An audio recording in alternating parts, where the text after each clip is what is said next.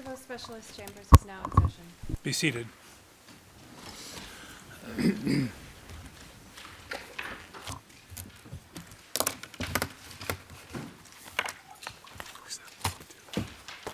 that yours?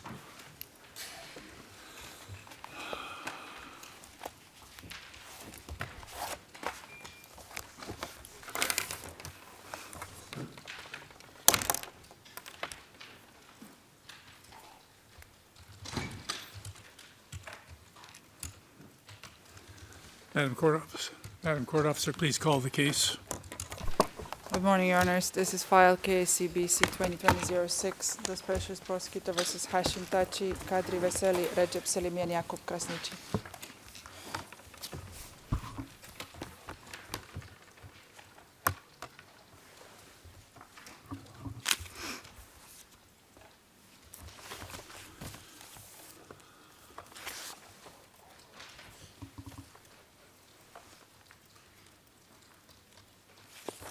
The record should reflect that the accused are all present in the courtroom today.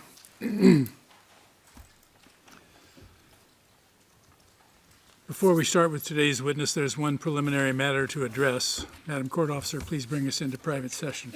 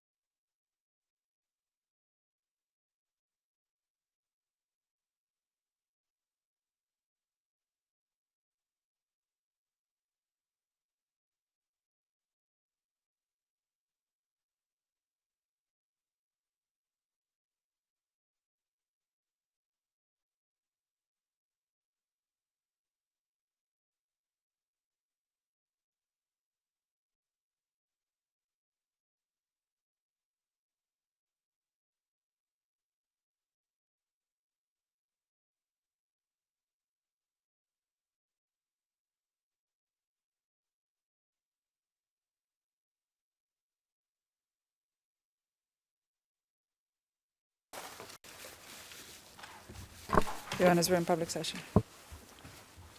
Is the video link ready, Madam Court Officer?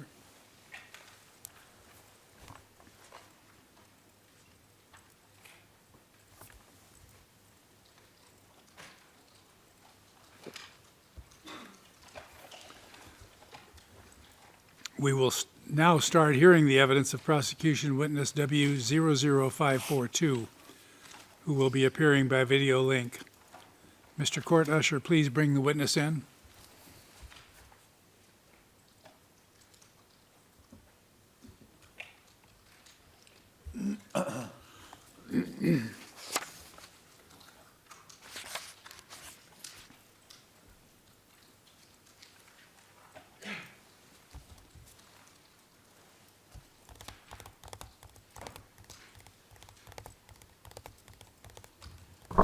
As while that's happening, if I can just confirm that the relevant protective measures are applied and the witness will testify with voice and pixelation. I was just confirming that the protective measures are in place for the witness, Your Honor. Can you hear me?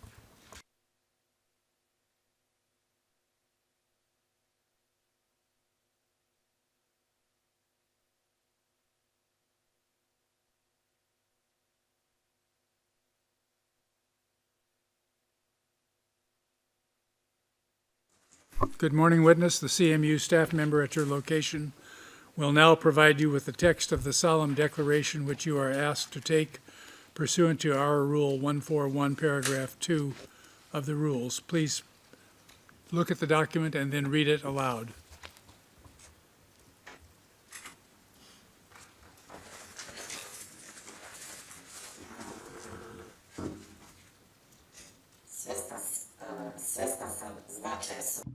Conscious of the significance of my testimony and my legal responsibility, I solemnly declare that I will tell the truth, the whole truth, and nothing but the truth, and that I shall not withhold anything which has come to my knowledge.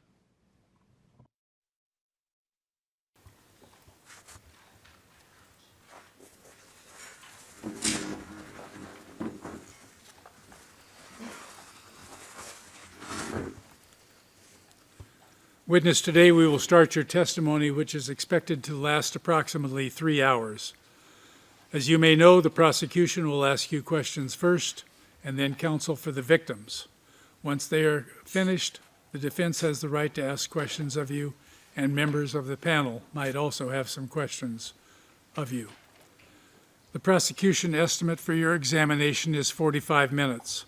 The defense estimates that we'll need approximately 2 hours. As regards each estimate, we hope that counsel will be judicious in the use of their time. The panel may allow redirect examination if conditions for it are met. Witness, please try to answer the questions clearly with short sentences. If you don't understand a question, feel free to ask counsel to repeat the question or tell them you don't understand and they will clarify. Also, please try to indicate the basis of your knowledge of facts and circumstances that you will be asked about. In the event you are asked by the SBO to attest some corrections made regarding your statements, you are reminded to confirm on the record that the written statement, as corrected by the list of corrections, accurately reflects your declaration. Please also speak into the microphone and wait 5 seconds before answering a question, and then speak at a slow pace so that the interpreters can catch up. During the next days while you are giving evidence in this court, you are not allowed to discuss with anyone the content of your testimony outside of the courtroom. If any person asks you questions outside this court about your testimony, please let us know. Please stop talking if I ask you to do so, and also stop talking if you see me raise my hand. These indications mean that I need to give you an instruction. If you feel the need to take breaks, please make an indication and an accommodation will be made. We begin first with the questions from the prosecution. Please give them your attention. Mr. Prosecutor, you have the floor. Thank you, Your Honor. Witness, can you see me? Can you hear me all right?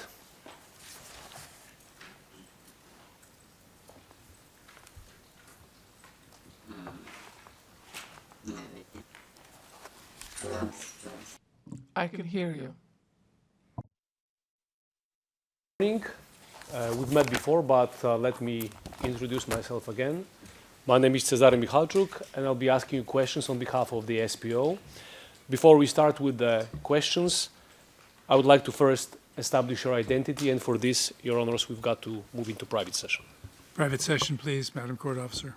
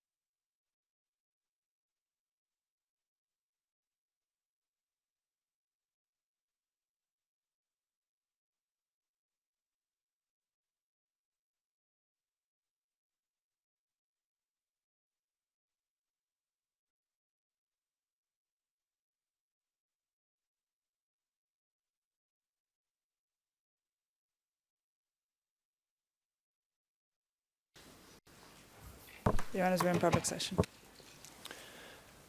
Witness, as explained during the preparatory meeting that we had some time ago, rather than asking you questions about every relevant issue you might have information about, it may be possible to admit your prior statement containing such information into the evidence. There are a number of procedural steps to follow, and now we will turn to these steps.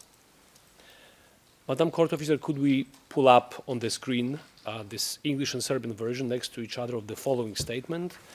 005415 TRET Part 1, Revised Red, page 1. Both versions, same page.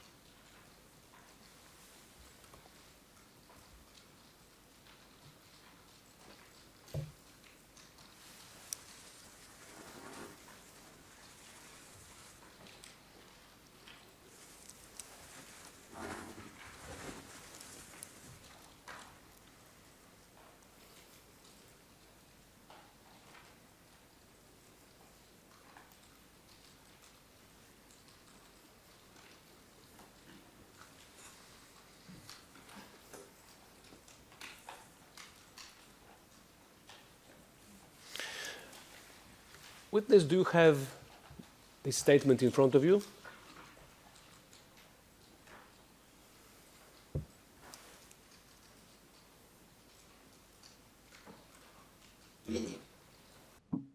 Yes, I can see it. This statement.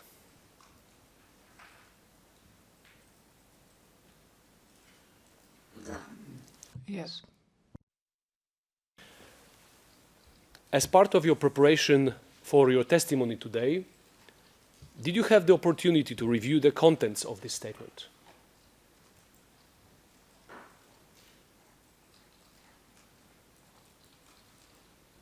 Yes. I did. During your preparation session, did you have the opportunity to make corrections and clarifications to this statement?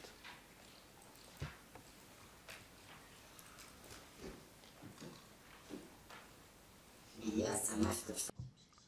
Yes, things that I remembered. I'm not sure of everything because it's been a long time. Did you have the opportunity to make such corrections during that preparatory session? That was my question.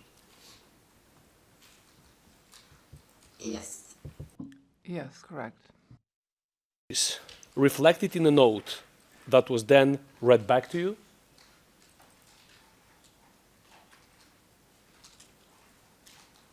Yes. Yes. Do you confirm that what was read back in that note reflects your changes and corrections fully and accurately?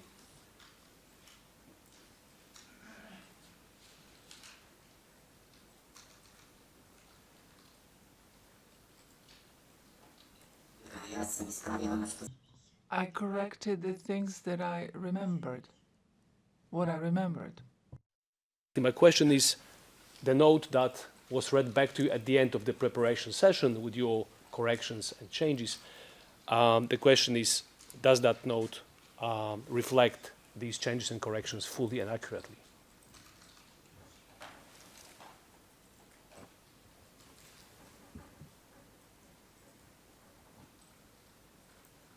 jest. Yes. Subject to the changes provided in that note, does your statement accurately reflect what you said and what you would say if asked again in court today?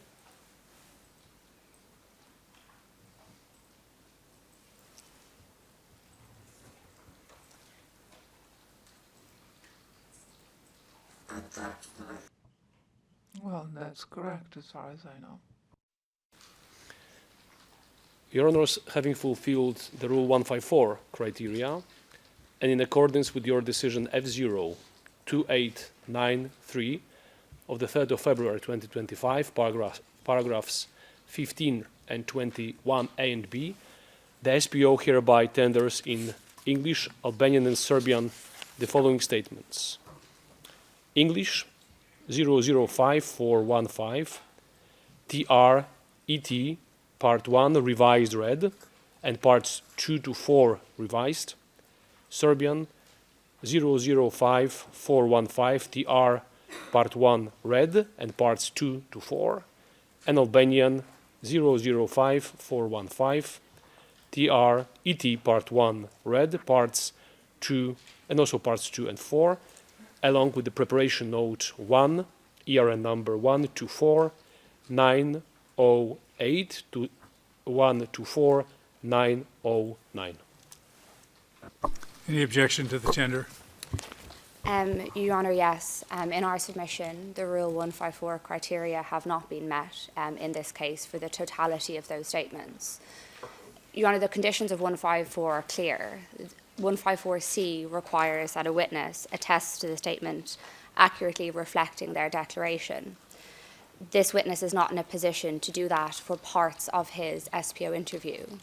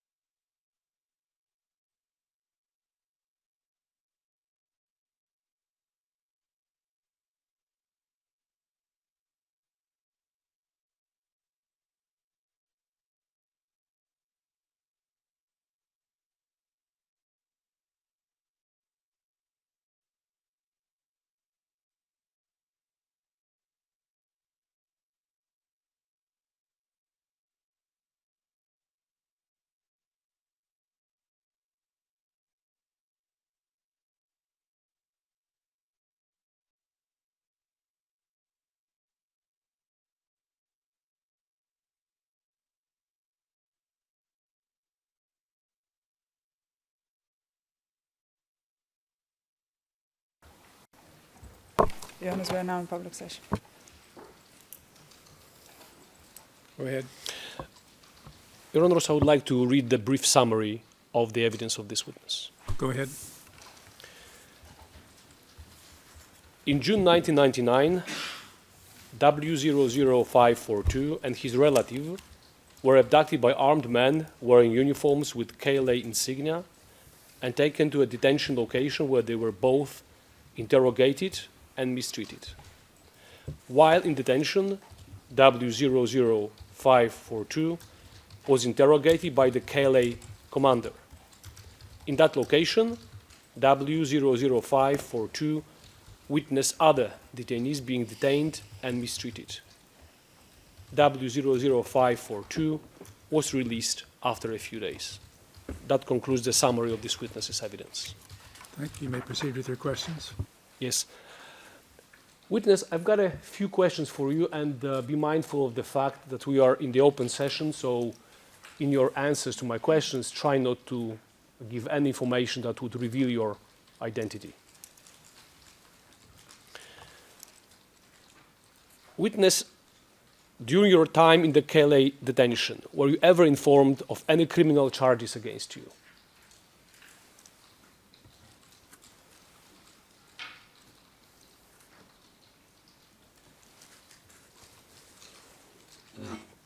No. We know from your evidence that one of your close relatives was also detained there. And my question in relation to your relative is the same. During his time in the KLA detention, was he ever informed of criminal charges against him?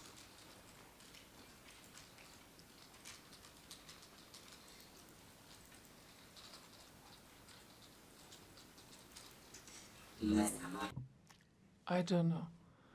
He died in the meantime, so I don't know.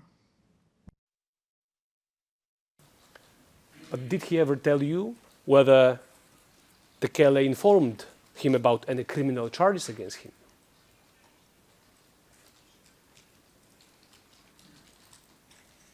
Nije mi rekao. He never told me. We didn't want to talk about this so that I wouldn't be additionally stressed. This is why we avoided talking about this matter. Coming back to you, your case, was there any explanation given as to why you were detained?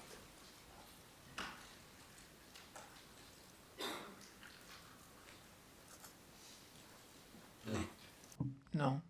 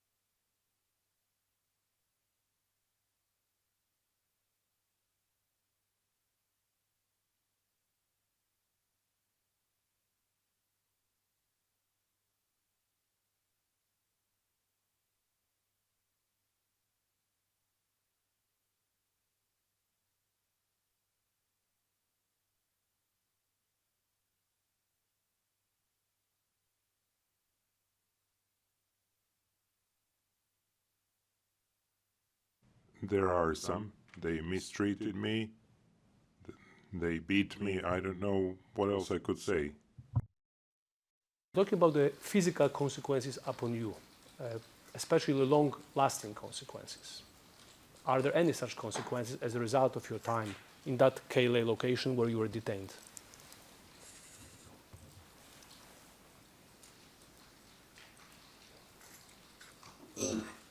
Yes. I have numerous health issues.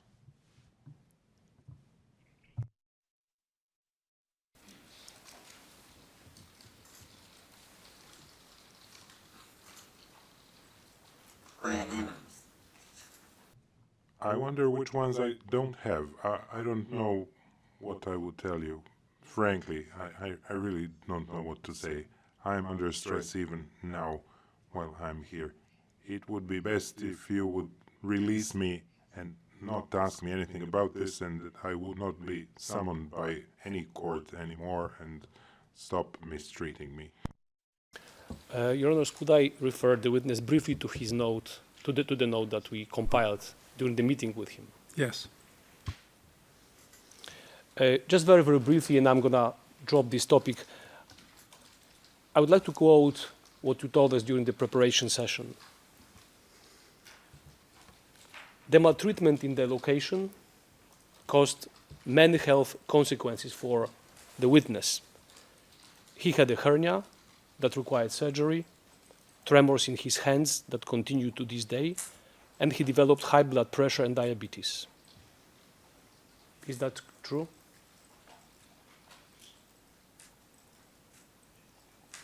Yes. Yes.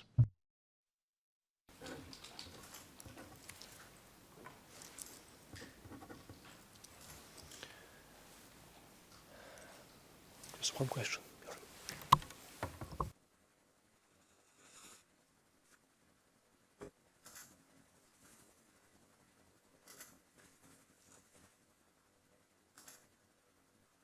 I don't have any questions for this witness, Your Honor. Thank you. Thank you very much, witness.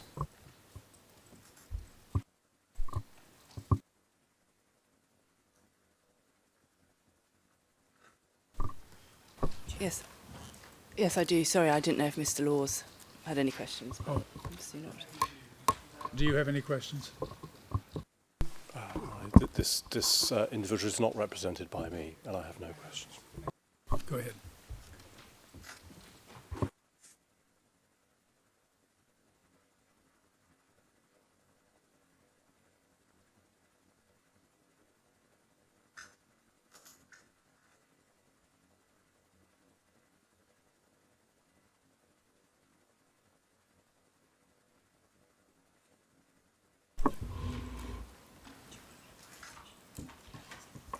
Well, I think it's better if we go into private session to protect the identity of the witness. Into private session for protection of the witness.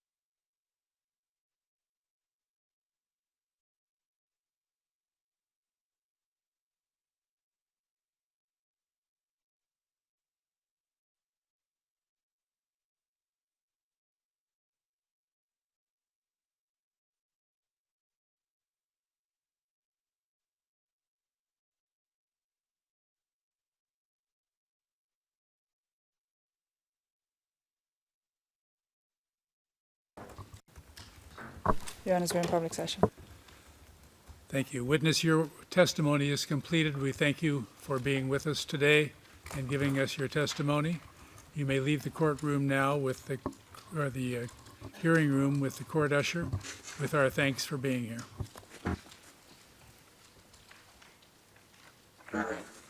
Thank you.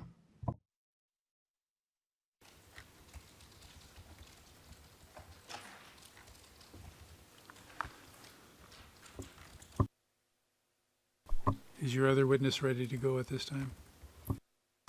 We are ready. We'll take about a 15-minute break then, and then come back to the courtroom and start up with that witness. We're adjourned until 10:20. Sorry. On behalf of Mr. Misitich, I wonder, is it possible to have a slightly longer break so we can get him up? Maybe he's asleep. Well, he's in New York, so maybe he's awake. All right, we'll do a half-hour break at this time. Thank you.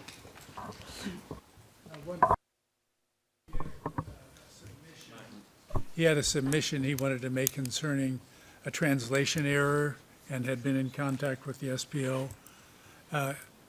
He should do that out of the hearing of the next witness, so, Okay, okay? thank you.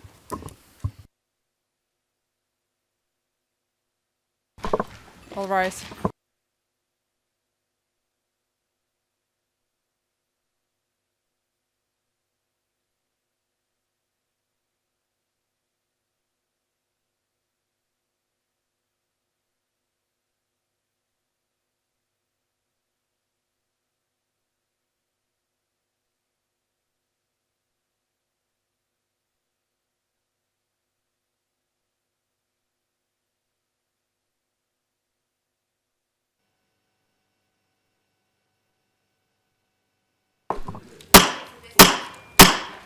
All rise.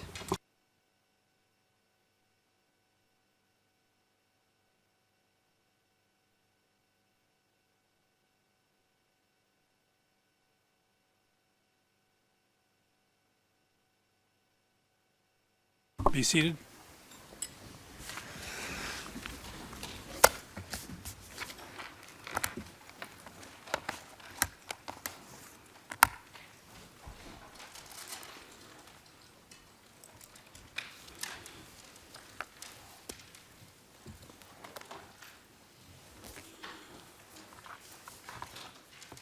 Mr. Misitich is now with us on video link. Can you hear all right, Mr. Misitich? Yes, I can. Good morning, Your Honor. We understand you want to make this, you sent around an email, and you and the SBO have agreed as to a translation substitute. Is that correct? I have not seen the message yet, but I was just going to inquire with the SPO as to whether they agreed with the translation correction that we submitted. Yes, I can explain. The defense did identify a missing sentence and some small corrections at one paragraph of the Zeri interviews that we intend to tender through this witness. We agree with what the Thaçi defense said. Because it's not an SPO translation, if the item is admitted, our proposal would be either to have me read the corrected paragraph on the record, or we could make a one-page English transcript with the corrected part that could be added to the exhibit if it's admitted. Any comment, Mr. Misitich? Yes, I think it'd probably be easier if we added the one page to the exhibit so that it's all in one. That seems the right way to do it, also to make a record, so, We'll disclose that today then. all right. Anything else? That's it for me.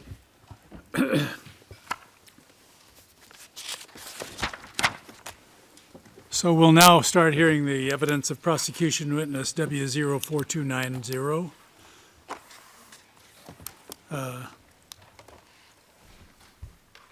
I know for the record the duty counsel is present. He will be coming in with the witness. Madam Court Officer or Court Usher, please bring in the witness and duty counsel.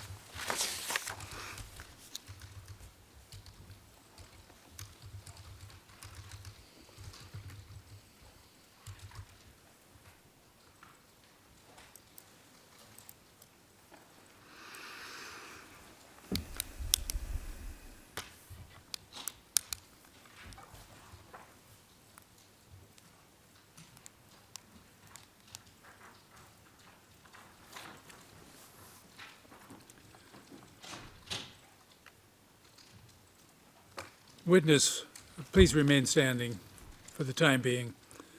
Witness, we are now ready to start your testimony. The court usher will provide you with the text of the solemn declaration which you are asked to take pursuant to our Rule 141, Paragraph 2. Please take a look at the document and then read it aloud.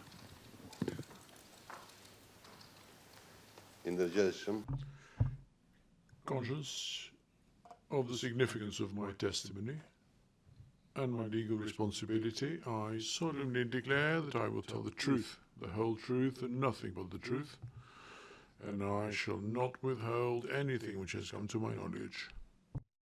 Seated.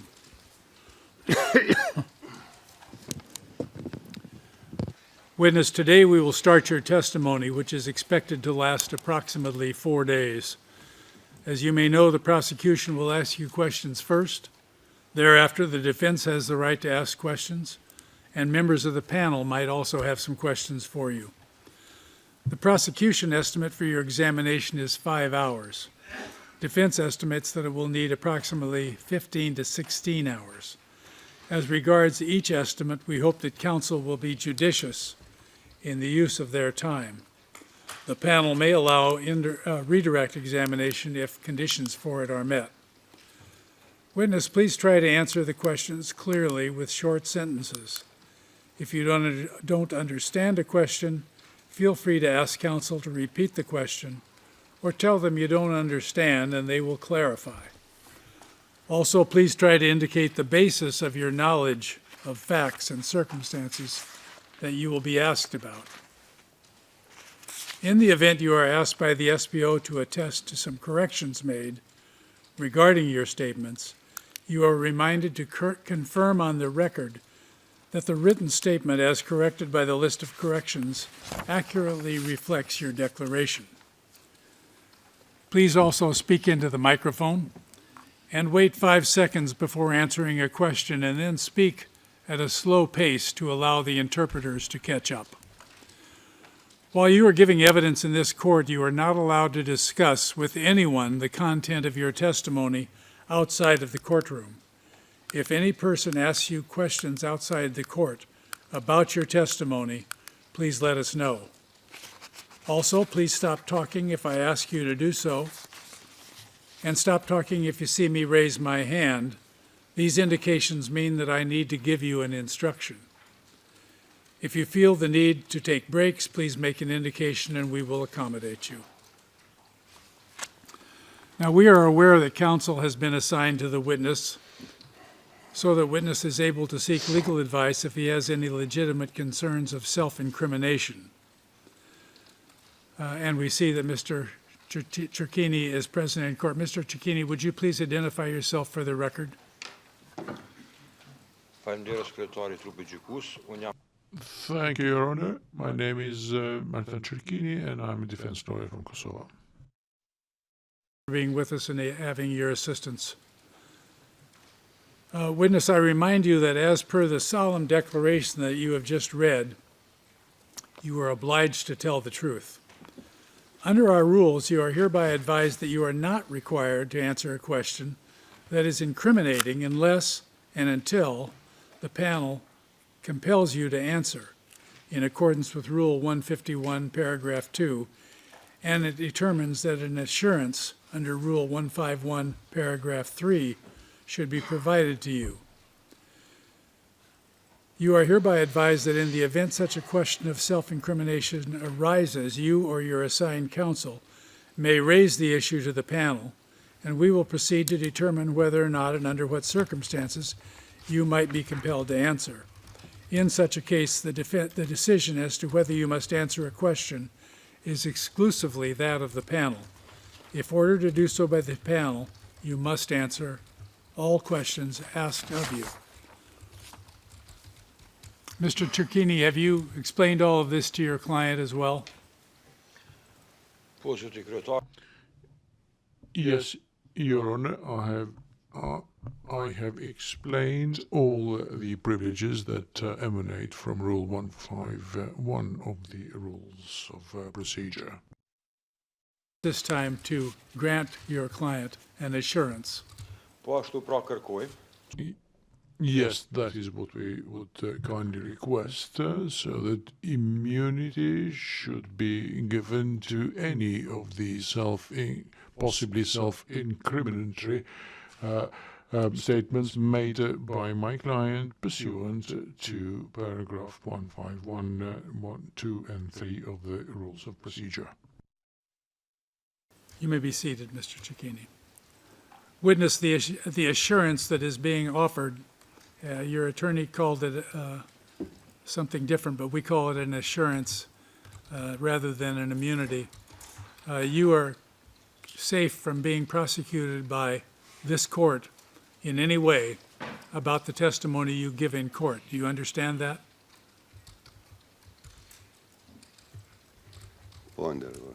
Yes, Your Honor.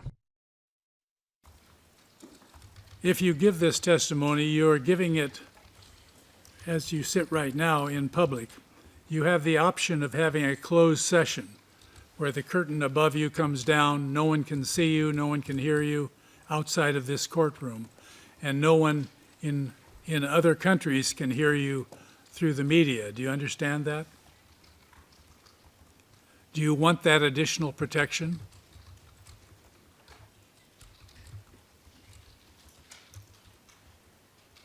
Do you wish to talk to your attorney about it?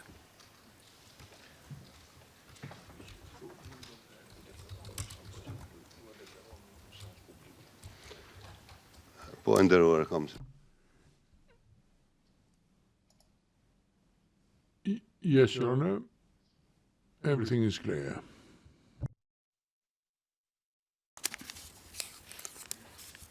And does the prosecution have any objection to the assurance being granted? No, Your Honors, and we've said so in writing previously.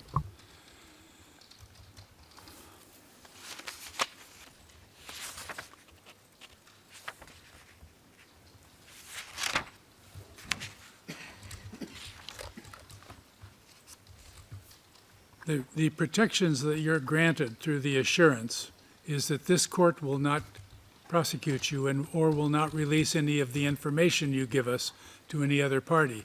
However, when you testify in public, that information, your answers and questions asked, will go out to the public. Do you understand that?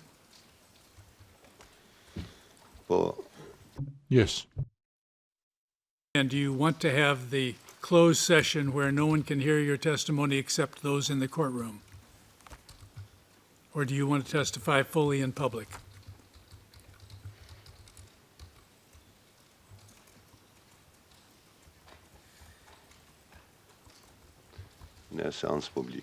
In public.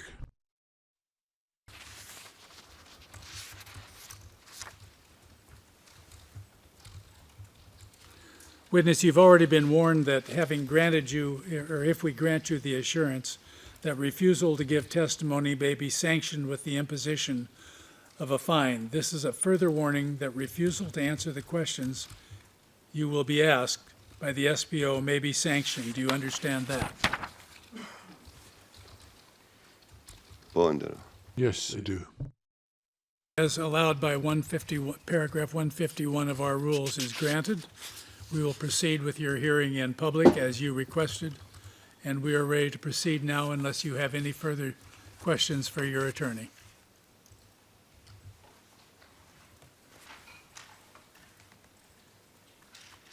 Are you ready to proceed?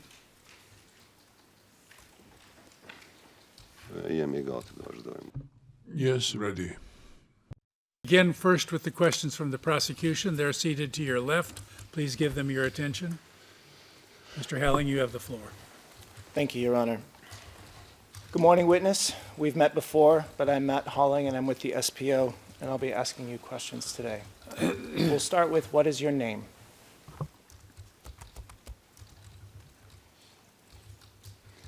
My name is Süleyman Selimi. Your date and place of birth?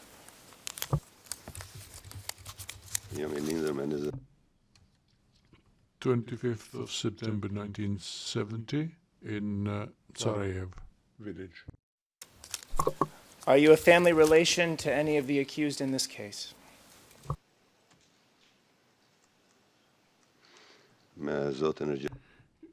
Yes, Recep Selimi is my uncle's son. Could the court officer please now pull up SITF 000-31715 to 000-31718-AT RED, page 1, and that can take the whole screen.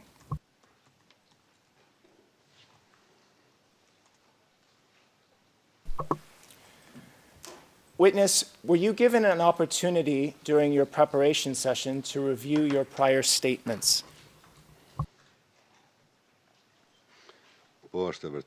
Yes, that's right.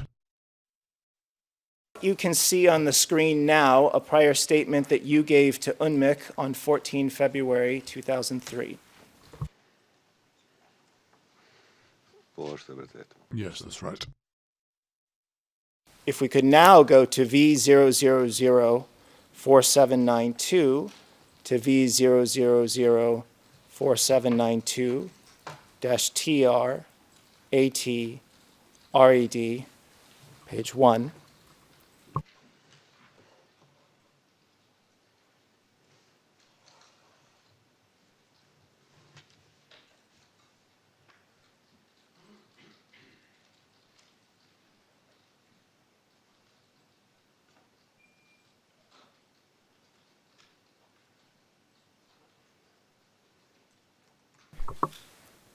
Witness, is what is on the screen now your 2003 prior statement given to the ICTY prosecution?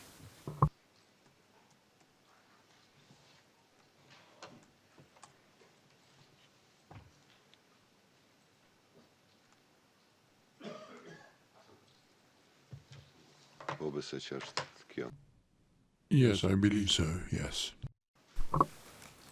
If we could now go to IT 0366 T2048 to T2103-AT, and again at page 1.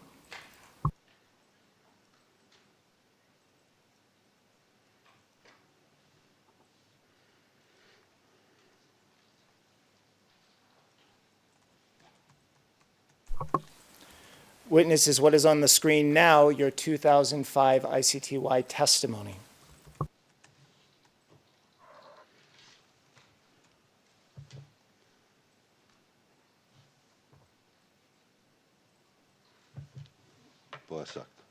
Yes, correct. And finally, if the court officer could please put on the screen SITF 00009431 to 00009439.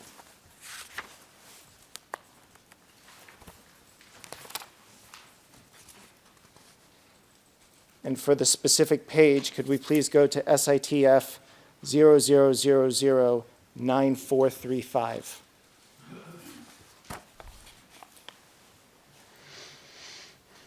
Witness, is this a prior statement that you gave to the SPRK in 2011?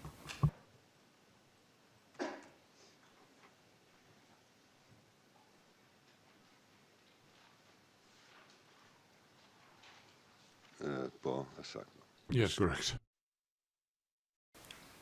In your preparation session, you indicated some changes and clarifications to the statements I've just shown you. Is that right? Yes, correct. And were these changes reflected in a note that was read back to you?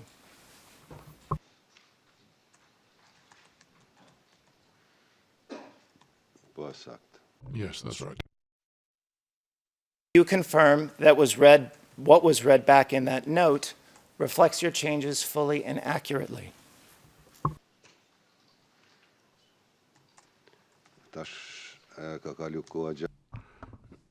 A long time has elapsed since then, but I think that some clarifications that I deemed necessary have been made.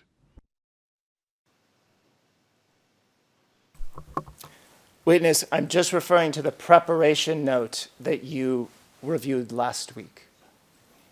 Subject to the changes provided in that note, do these statements accurately reflect what you said and what you would say if asked again in court today?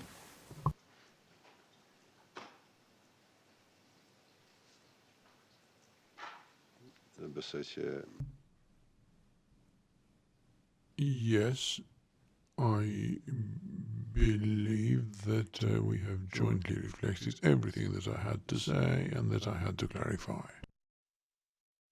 Your Honors, having fulfilled the Rule 154 criteria, and in accordance with decision FO 2913, the SPO tenders these statements of this witness in Albanian and English, along with preparation note 1, which is ERN 125420, 125423. The English ERNs that are tendered can be found in footnote 17 of the Rule 154 decision, and there are no further associated exhibits to admit through this witness. Any objection to the tender? No objection, Your Honor. No objection. Nothing, Your Honor. No objection, other than the objections we filed in writing. Thank you. So we'll go through them one at a time. SIT, first of all, how many parts to the first one? The first one is the unmixed statement. It's just Single one. part. SITF 000311715 to 0003178 is admitted, English and Albanian. Your Honor, that will be assigned Exhibit P02025, and if we can confirm classification.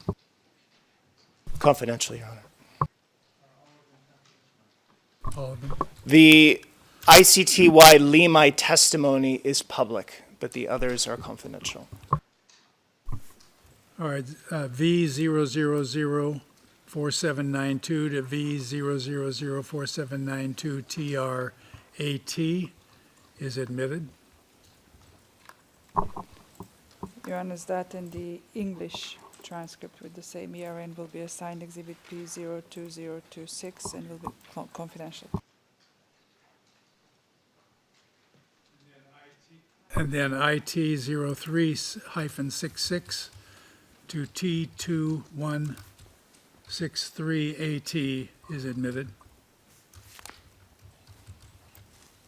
Your Honor, I know that this is a three-part transcript of the ICTY testimony, and perhaps this can be with point 1, point 2, point 3 numbers. Yes, thank you. We would support that.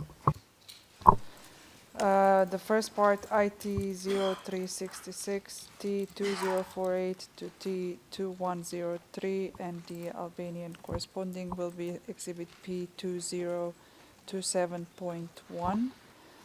The second part, IT0366, T2145 to T220503, apologies, will be assigned Exhibit P02027.2. And the third part, IT0366, T2204 to T2234, and the Albanian version for it will be Exhibit P02027.3, and if I understood, those can be public. That's correct. And then SITF 00009431 to 00009439 is admitted. That will be assigned Exhibit P02028, will be classified confidential.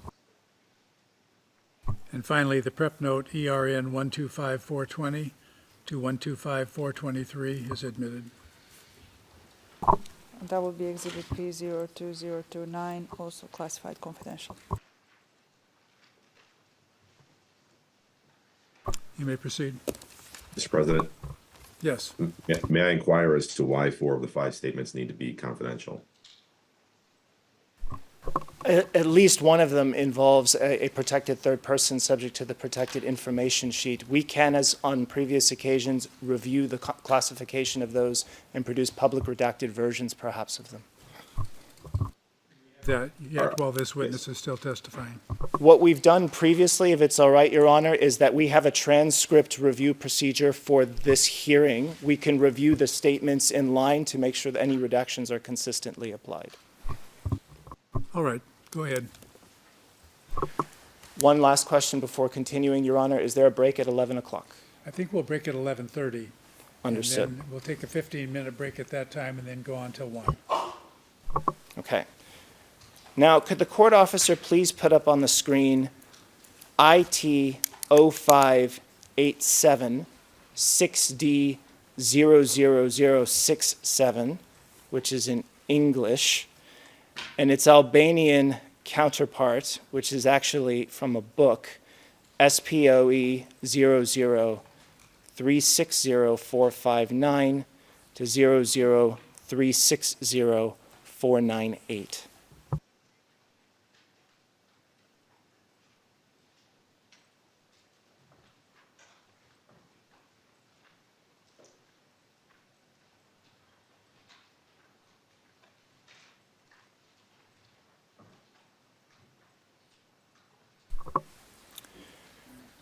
Witness, do you recall giving a series of interviews to Zeri in the year 2000? Yes, I do. And focusing on the document in Albanian, which is on the left side of the screen, is this the reproduction of that set of Zeri interviews that you read for your preparation session?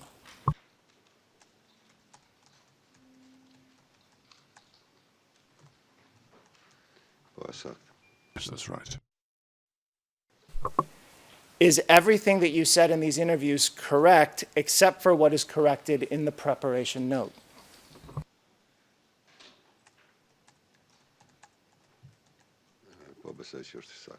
Yes, I believe it to be correct. Now, you corrected 2 points in the preparation note. If we could go to each in turn.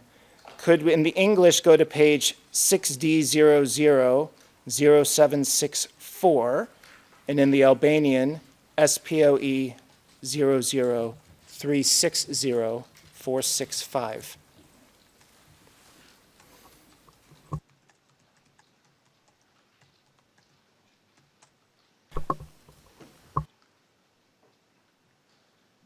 And it's towards the bottom of the page in the English. So, witness, here there's a sentence that says, I was a legal person from 1992 until January 1997. What should this be corrected to?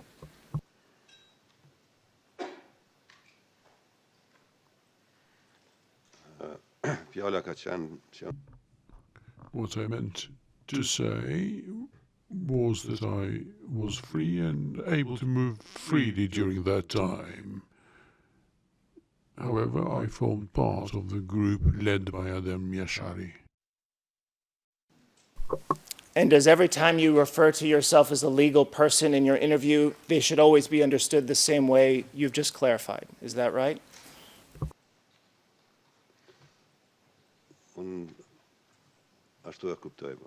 That is how I understand it, yes.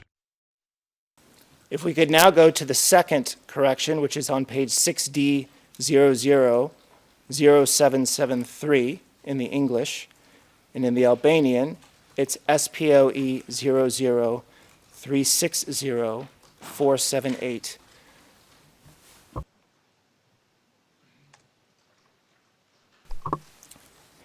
And then on the bottom of the page in the English, witness, it says the following: there was rigorous discipline, military order, and the raising of the flag in the morning.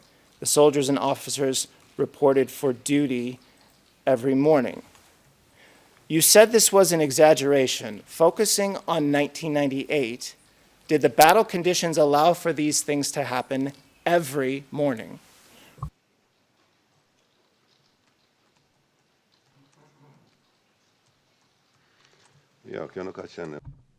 No, that was not possible due to the circumstances of the time.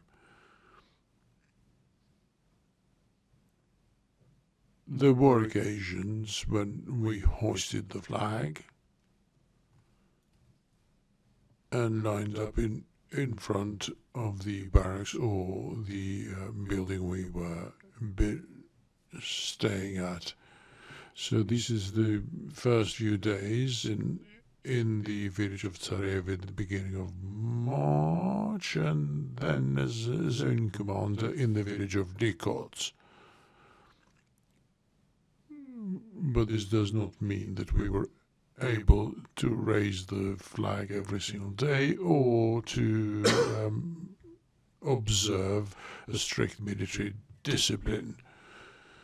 The situation changed on a daily basis, depending on the fighting happening around the zone there in Renica. Thank you. Your Honor, with these corrections on the record, we would now tender all pages of IT 0587 6D 00067 and its Albanian counterpart, SPOE 00360 to 00360 We note that some pages of this have already been admitted at P1745. We'd ask that all pages just be moved to that exhibit number. This is also the item subject to the translation discussion before this witness appeared, so we will alert the court to when the additional translated page is ready to add to the exhibit. Any objection? No? We have no objection to the admission of the exhibit. IT 0587 6D 00067, English and Albanian, and 6D 0000764, plus the Albanian, which is SPOE 00360 is admitted and will be added to P1745.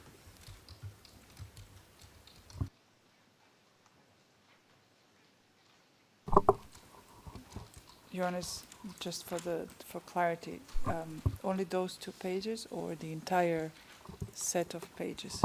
The entire article, the entire set. Okay, the entire set will be assigned, added to Exhibit P01745, which is a public exhibit. Thank you. Go ahead.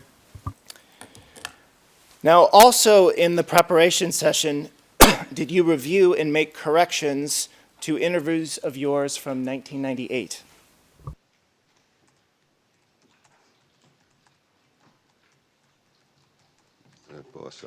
Yes, that's correct.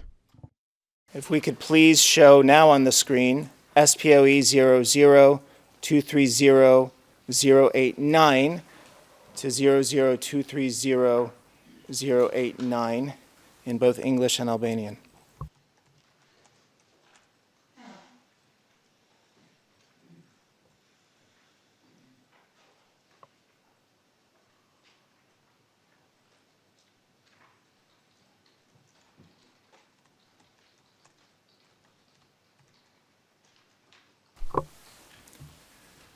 Witness, is this one of the 1998 interviews that you reviewed in the preparation session? Yes, that's correct. Now show in Albanian and English SPOE 00230 to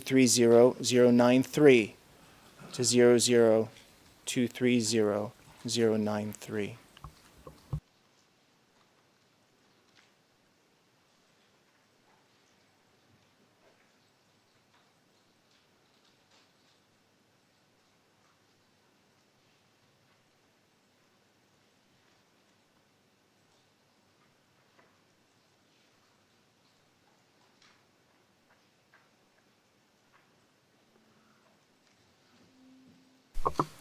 Now, witness, is this another one of the 1998 interviews that you reviewed in the preparation session?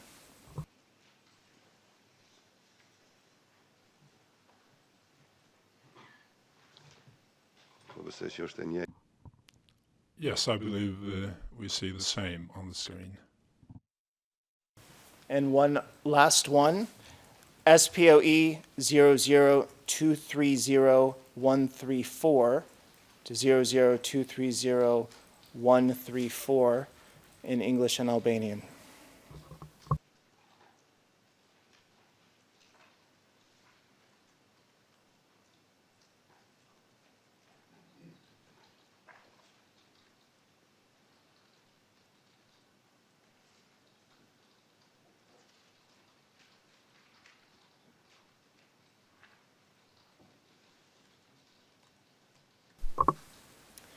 Did you also review this one in the preparation session? Yes, I did. For the 3 1998 interviews you've just seen, at the time, were your answers prepared by someone else on your behalf?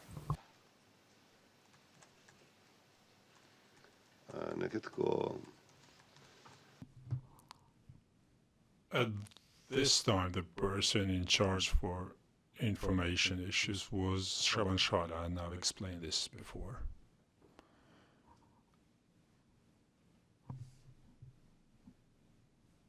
He also held the position in the zone as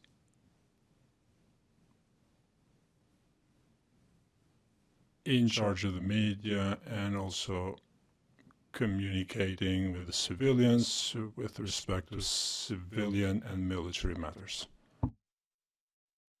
You review Shaban Shala's answers before they were published.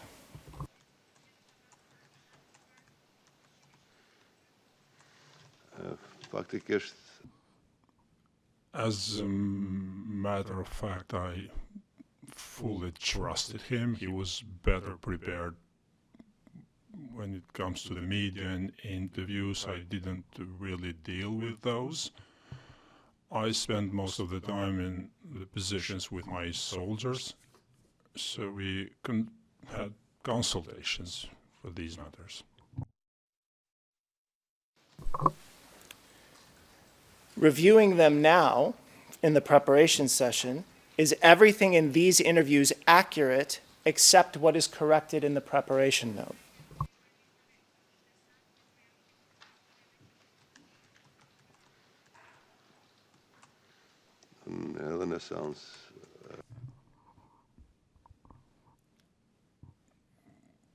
I gave an explanation when we discussed this in the preparation session, saying that the interview had been prepared with questions and answers, and this had been done by the department or Shaban Shala, meaning the answers. I gave a quick look at this and I approved it. We also discussed this matter. Reviewing it last week, in the last 2 weeks for your preparation session, is everything in the interviews, looking at them now, accurate but for what you changed in the preparation note?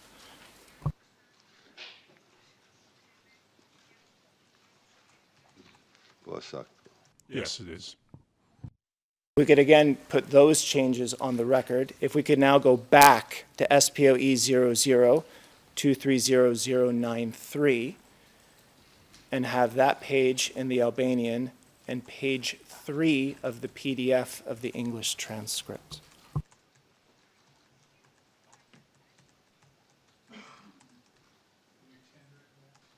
I will, Your Honor. I just want to put the corrections on the record first.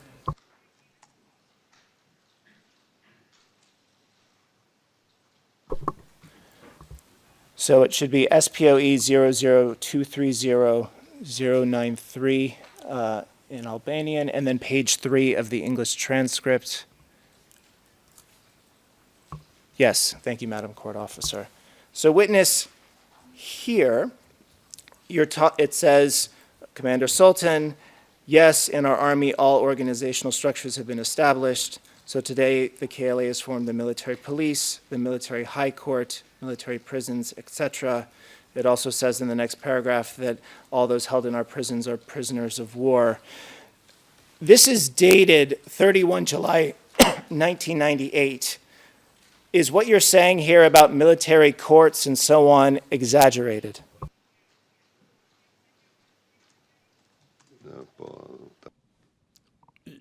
Yes, I have explained this before. It's an exaggeration.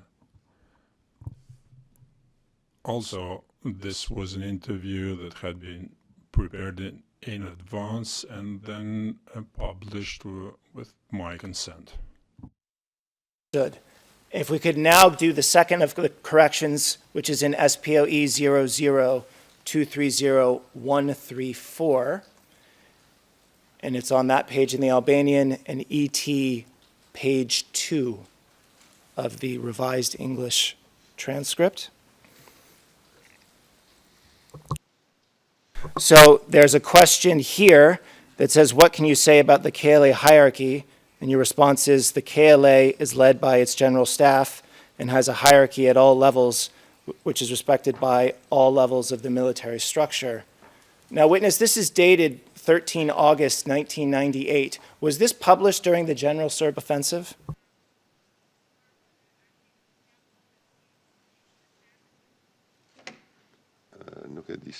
I do not know exactly, but this should be the period of time. Hierarchy in mid-August 1998 also exaggerated.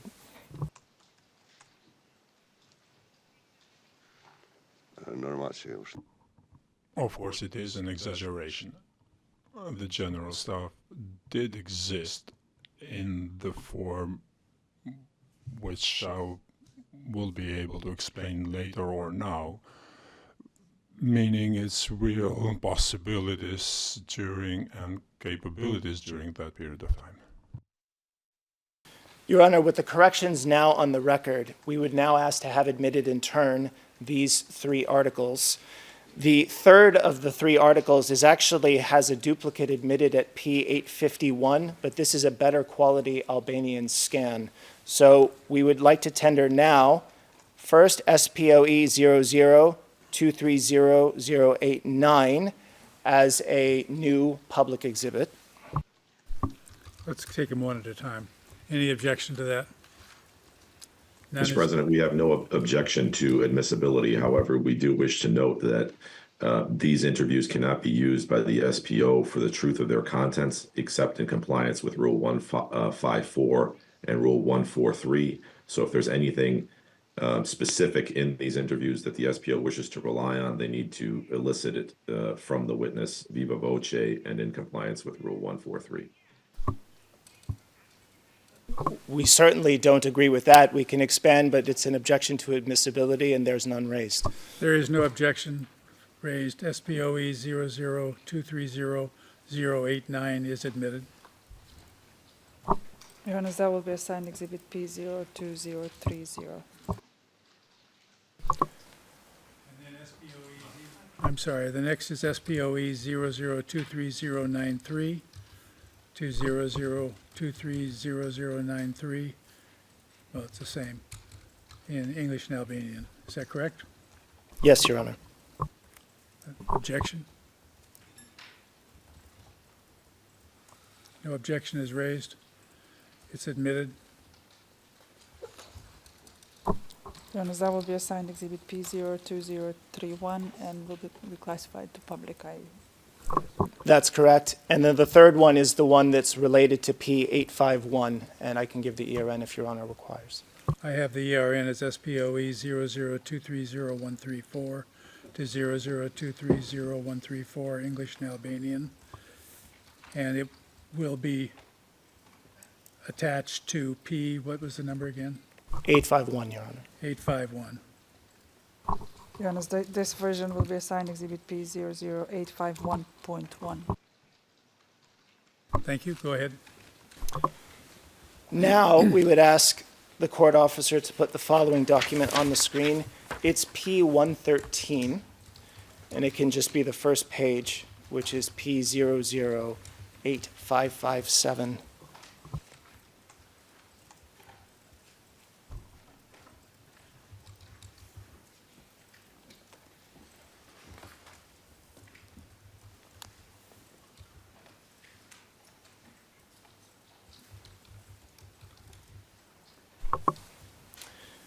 Witness, this is another document you reviewed in your preparation session.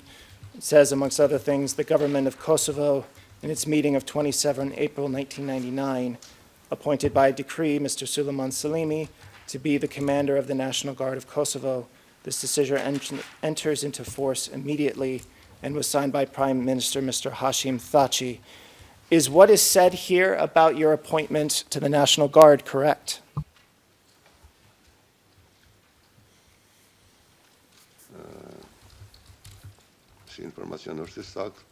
It is correct as an information, however, the appointment. Witness, the answer we have in the transcript got cut off. It said, however, the appointment. Could you just finish the answer again? I was appointed commander of the guard, but I do not know who made this decision, and was it issued by the Chief of Staff Hakim Ceku or the Minister of Defense? At the time, the provisional government was in the process of being formed. In the preparation session, did you also review the biography of Suleiman Salimi, which starts at the bottom of this same page?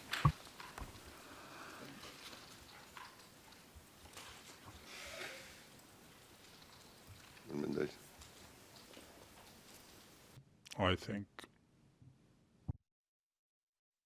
Biography of you accurate? Yes, it is. And now if we can put P186 on the screen in English and Albanian on the first page.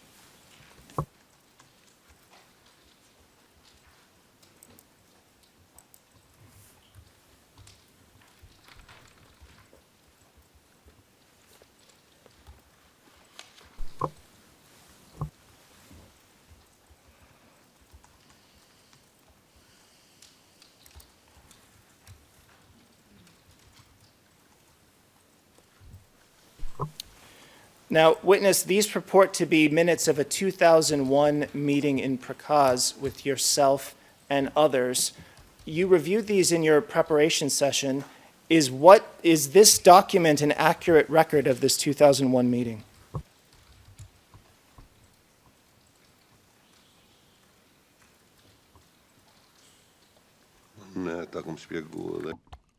I've explained this to you.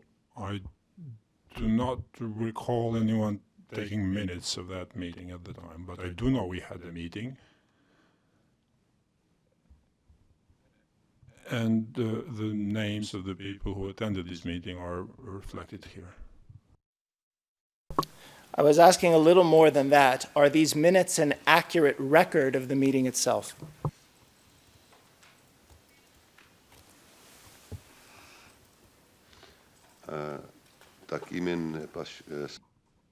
To my recollection, we had a meeting, but I do not know about the conversations or interventions of the others. I do not recall them. I saw these as minutes and gave my opinion on that. I do not know whether these were proper minutes taken during this meeting. Is what the attendees were saying in these meeting minutes accurate?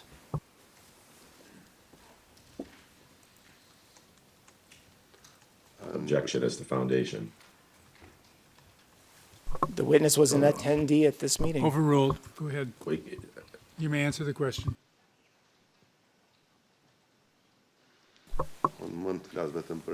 I can speak for myself. I do not recall what the other attendees said and how this unfolded. Your Honor, if we could now go to preparation note 2 to explore a potential inconsistency. It's paragraph 46 of ERN 125424, 125439. Yes, go ahead. Witness, this is what you said in your preparation session about this item, that you did attend this meeting and these minutes are an accurate record of it. what the attendees were saying at this meeting was accurate. Is that correct?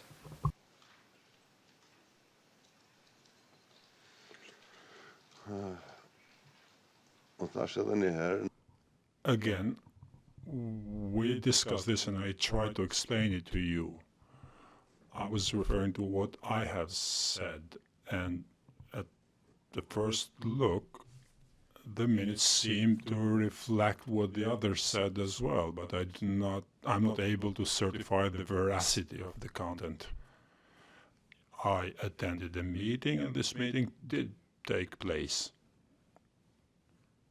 I saw the minutes, but I also said that I do not recall there being a person taking minutes. I think it's correct that we discussed this.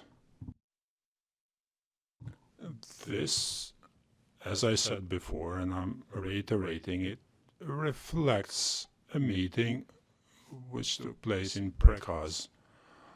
I am not able, though, to remember or to know what the other attendees said. When reviewing this during the prep session, did any of the other attendees' parts, did any of them say anything that you know is not correct?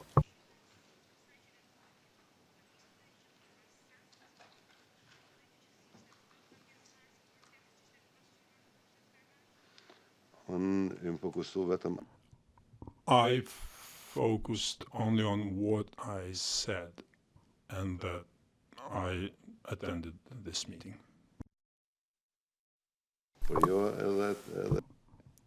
But not on what other people said here.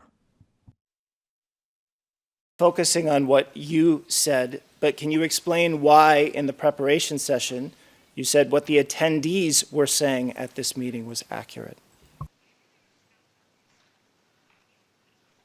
Yes, Mr. Kirkini. Your Honor, if it's possible for the prosecutor to display the preparation note on the screen when asking the questions in relation to that note, if that's technically possible. English version of it, so it has to be heard through interpretation whether it's on the screen or not. How many pages is it? It's 16. It's been practiced throughout the trial that the Albanian version is understood by the witness through the readback of the preparation session. Mr. Cicchini, we don't have the ability to do that right now. We have 16 pages of English only. If it's of assistance to duty counsel, I understand the procedure is that duty counsel has access to the presentation queue, which does have that note on it in English. Do you understand that you have access to it in the preparation or in the legal workflow here?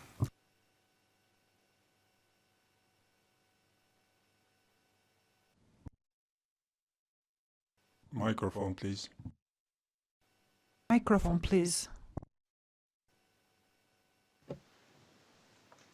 Your questions. Witness, would you like me to repeat my last question? Yes, please. And that with these minutes, you were focusing on what you said.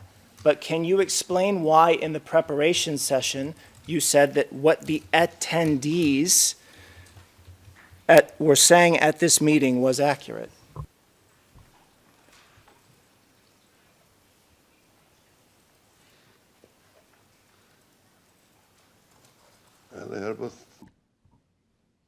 Again, I'm explaining this again. I thought I did that with you. It seems to be a misunderstanding here.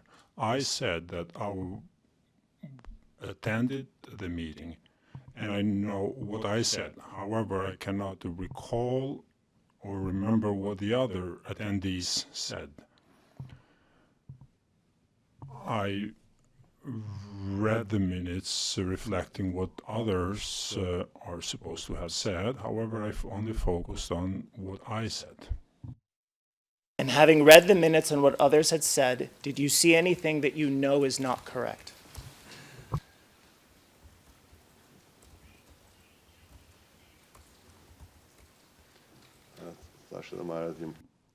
As I said before, I only focused on my statement. I am not able to tell you about the accuracy or not of what is said here with respect to other people.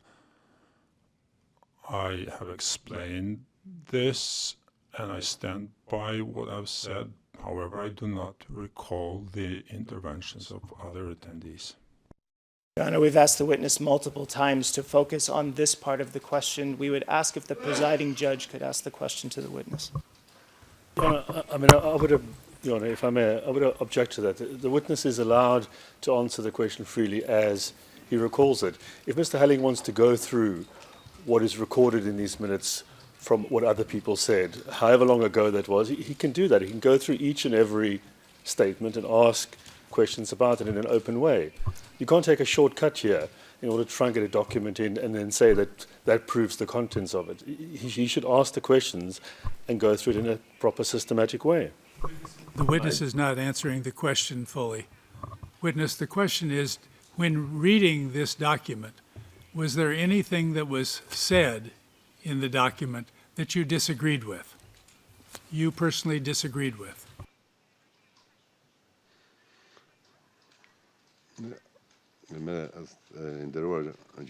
Your Honor,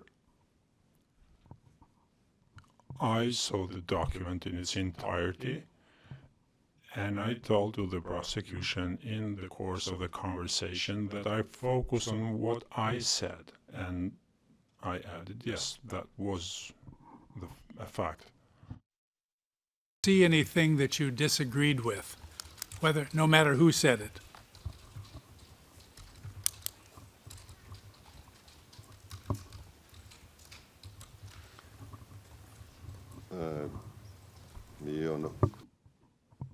No, I cannot say this, meaning that I agreed or disagreed with this.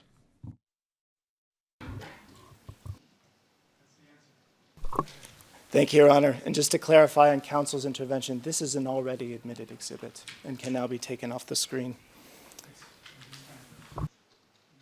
It is. Witness, we'll give you a 15-minute break at this time, then we'll come back into the courtroom and go until 1 o'clock, and then we'll break for lunch.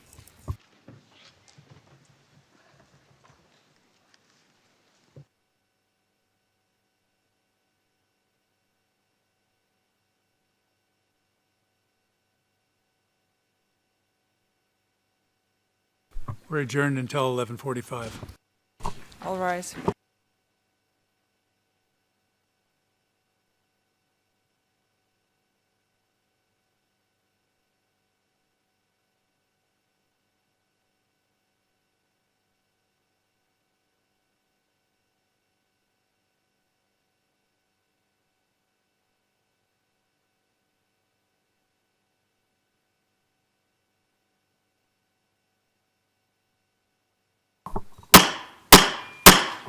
All rise.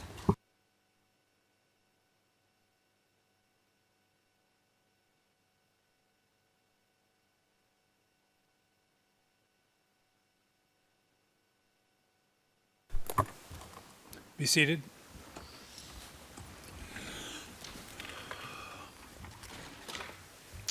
Please bring the witness in, Madam Usher. Mr. President, there was one matter I wish to put on the record outside the presence of the witness. Thank you.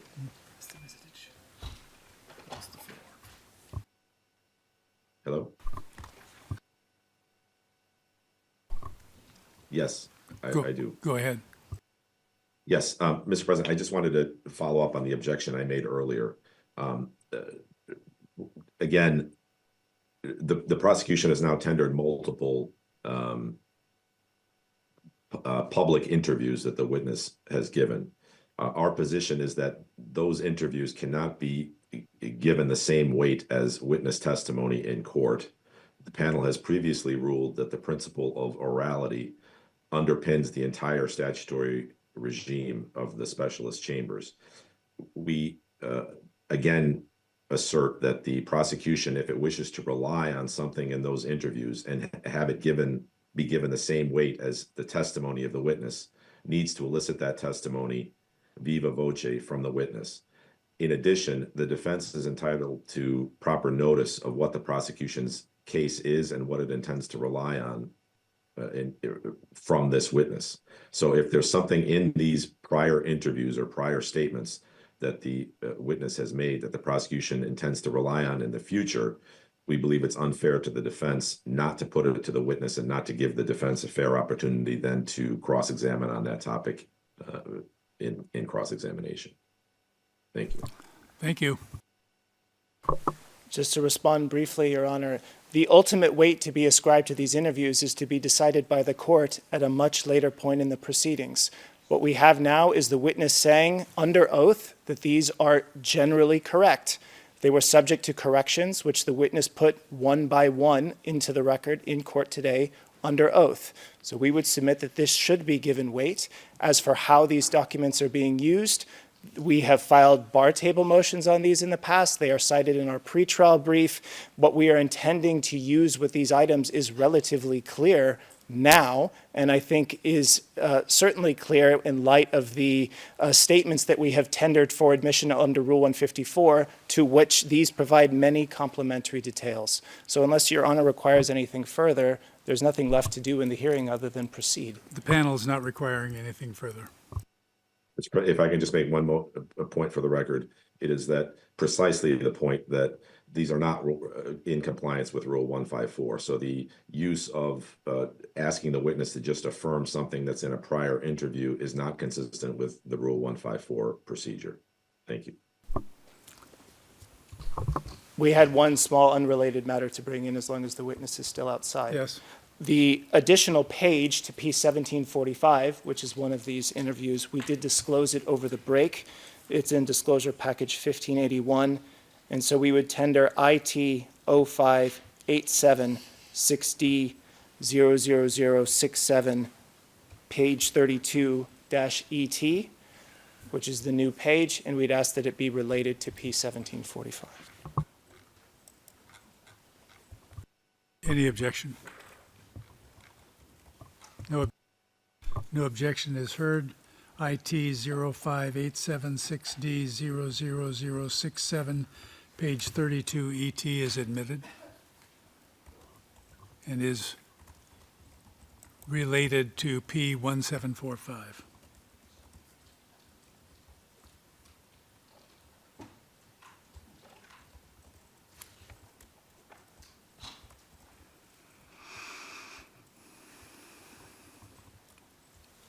You can go ahead. That will be added, Your Honor. Thank you.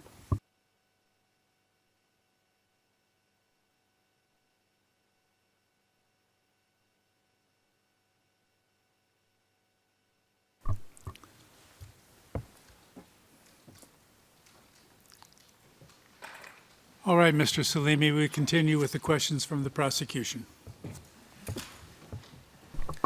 Thank you, Your Honor. Witness, you spoke in your evidence about your nickname during the war being Sultan. Is that right?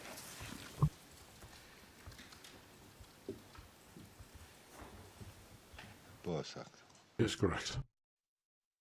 Referred to as well by a call sign.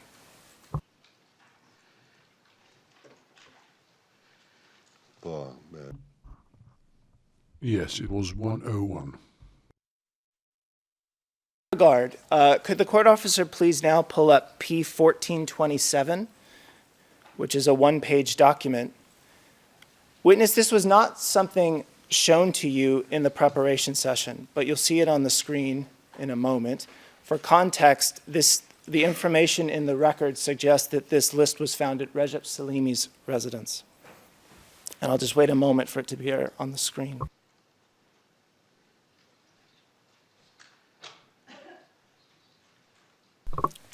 So you can see Cheliku 10-101, Jacob going down in the first column, and then what seemed to be a list of tel and fax numbers in the next two columns.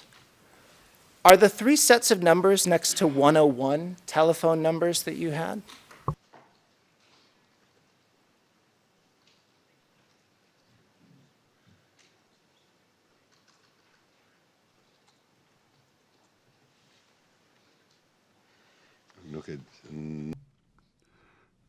I do not know if this was a correct number. I cannot even recall what number I had at the time. Dispute that these were three phone numbers of yours on this list at Recep Salimi's residence?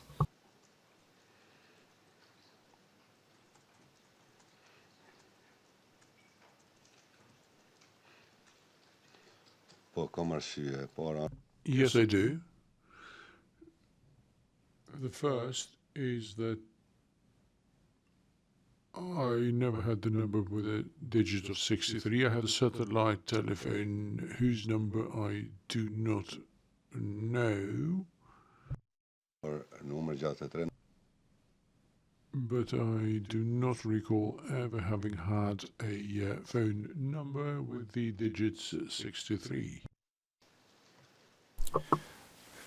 What about the other two phone numbers for the first and second? Do you have any reason to dispute those are phone numbers of yours?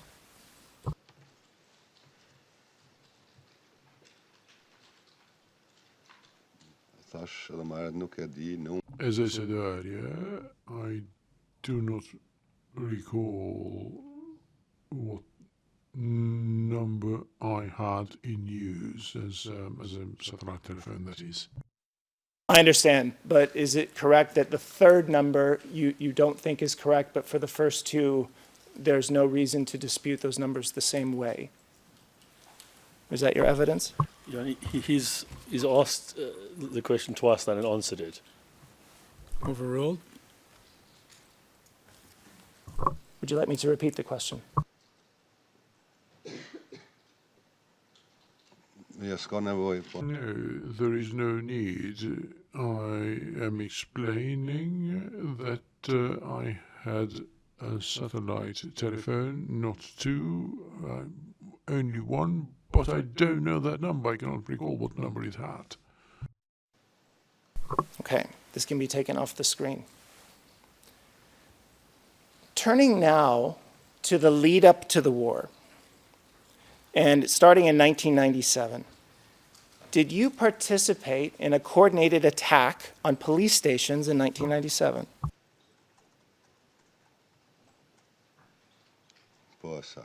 Yes, that is right.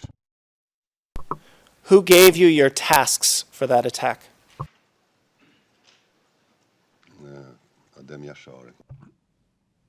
The legendary commander Adem Yashari. What were you asked to do?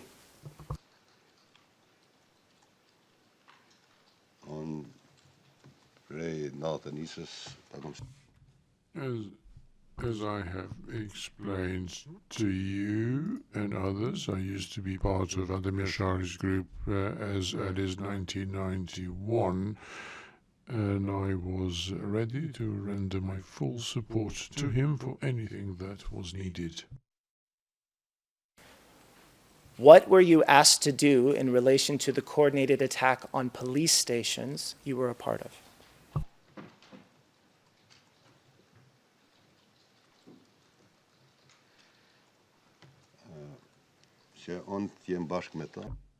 I was asked to join them in this attack. Where was your part of the attack?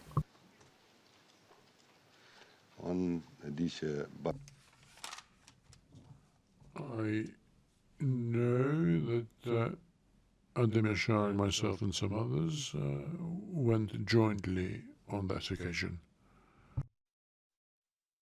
You went jointly. Where did you go?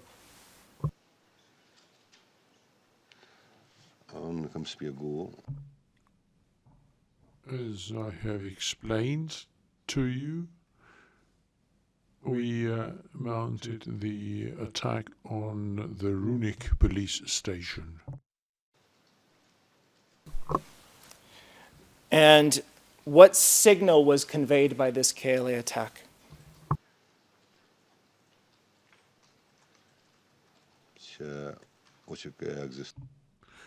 that the KLA exists.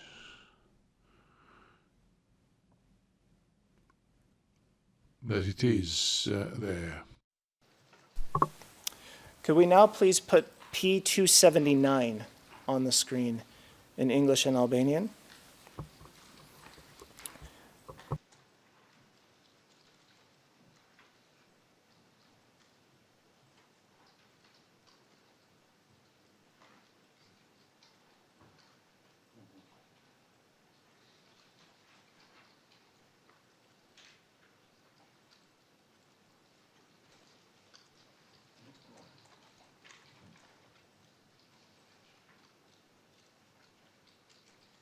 We'll just wait one moment for the English version to also be on the screen.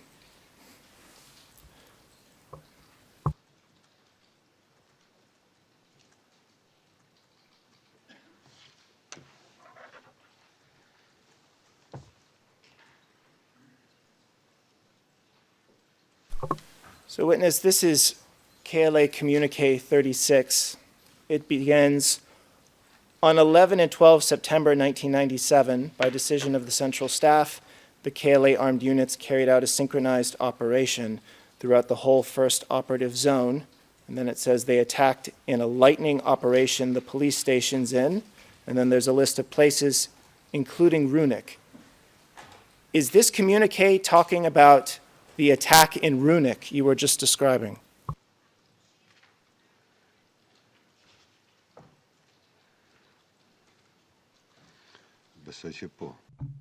I believe so. That can be taken off the screen. Turning to the Battle of Rizala Ire that you have discussed in your prep session in your 2000 Zeri interviews. Was this battle around November 1997?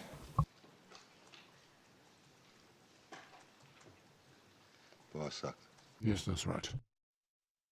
And just as a threshold question, is Ludovic another name for Rizal Ire?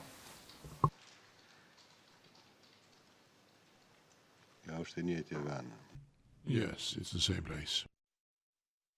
Could we now have up on the screen SPOE 00131 to 00131,857, and it's page SPOE 00131,840. If it assists, the English translation of this part starts at SPOE 00131,824. And it would be the same page in each.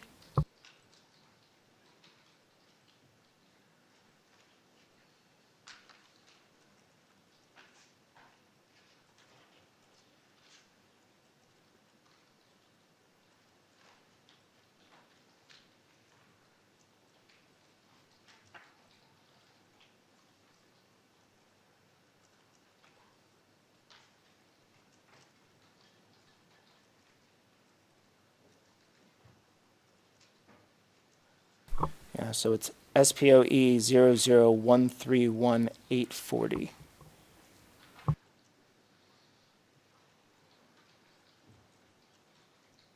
Thank you.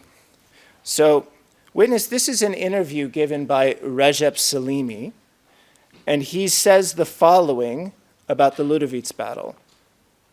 Just before, he's talking about the end of 1997. He says, at the time, in addition to the RPGs we had brought, Muya himself had brought the first 12.7 millimeter machine gun, which was stationed in Lauscha as a strategic point upon a decision made by Adam, Sula, and other comrades. Question: was this machine gun also used in Ludovic's battle? Answer: no, we did not have those weapons in Ludovic's battle yet. There we had RPGs, an M53 machine gun, and the rest were sniper rifles and submachine guns. Anyway, more than our armaments, it was thanks to our strategy and our surprise tactics that we managed to strike blows to Serbia. Is Recep Salimi's description of the KLA's weaponry at the Rizal Ire battle accurate?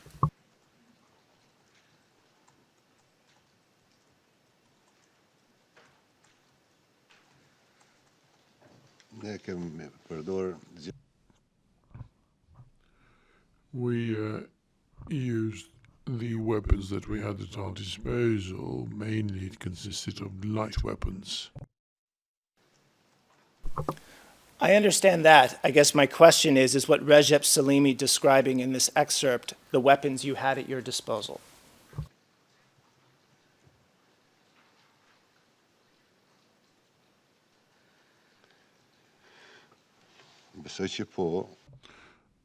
I think so. I don't know. We had at our disposal at the time the M53 or 12.7 for the battle at Rizal Re. But apart from that, the other weapons were the ones that we used. From their side, were the Serbs using armored vehicles and helicopters in this battle?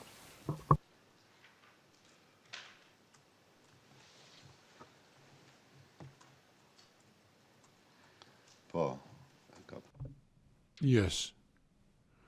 They had both armored vehicles as well as helicopters. If we could now please put on the screen SPOE 00227-510 to 00227-511 in English and Albanian. And if we could go to the second page.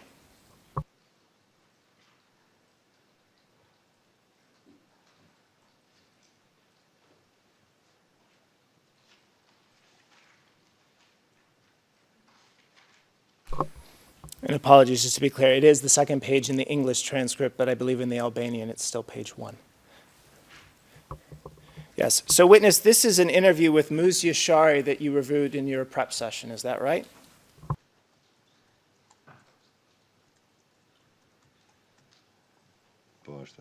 Yes, that's right. It says the following about the Battle of Rizali Ray.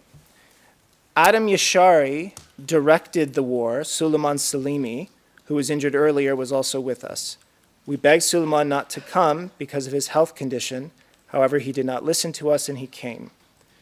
So we are talking about the day after the attack in Vojnik on 26 November, when the first front lines of the KLA's war were organized. That day, we were prepared for an attack. We were split into several groups on both sides of the road. It was the first frontal battle with the enemy. We waited for several hours. We heard the voice of Muja Krasniqi when he informed us that we needed to get ready because the Serbian convoy was coming. It was a very powerful action. I can say that with the experience of our comrades, those that primarily led the action groups, we knew how to hold on and how to come out successful that day. The Serbian police suffered great loss in personnel and equipment, and since they lost so much, they turned back and opened fire on houses, villagers, schools, on everything in front of them. They also killed Halit Getzi, the teacher who was at the school working with the pupils. Witness, my question for you is, does Muzia Shari accurately describe the Battle of Rizali Ray and what happened immediately after?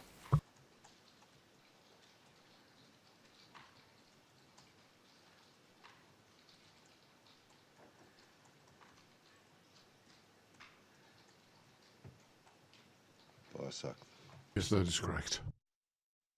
And then if we could just go to page 3 in the English transcript. Just after this description, Muzia Shari continues to explain that the KLA took the decision to appear openly on scene at the funeral of the teacher Halit Getzi, and the decision was made for Recep Salimi, Muja Krasniqi, and Dot Haradinaj to go on stage. Is this summary of events correct as well?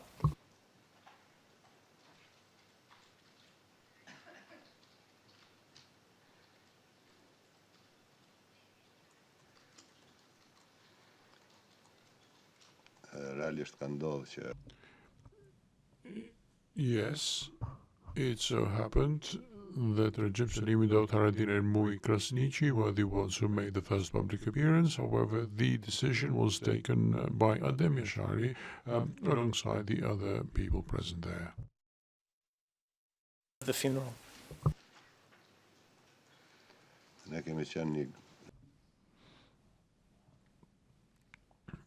The whole group were in charge of security for the funeral. We wanted to make sure that Serbian forces did not arrive, so we had taken positions all around, and I was at a position upon the arrival from Skandere. Read out the KLA's first public statement at the funeral.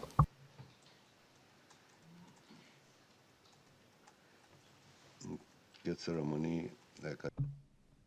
Selimi read it at this ceremony.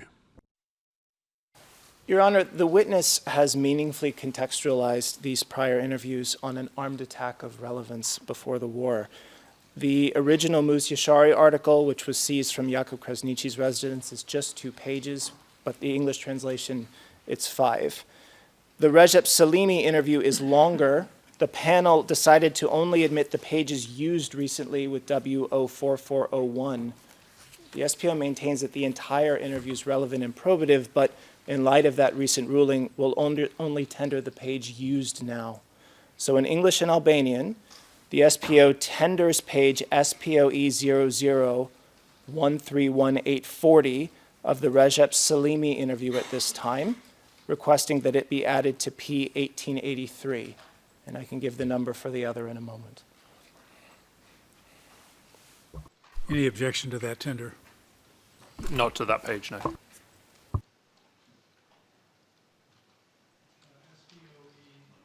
SPOE 00131840 is admitted and will be added to Exhibit P 1883. Is that what it was? Correct. All right.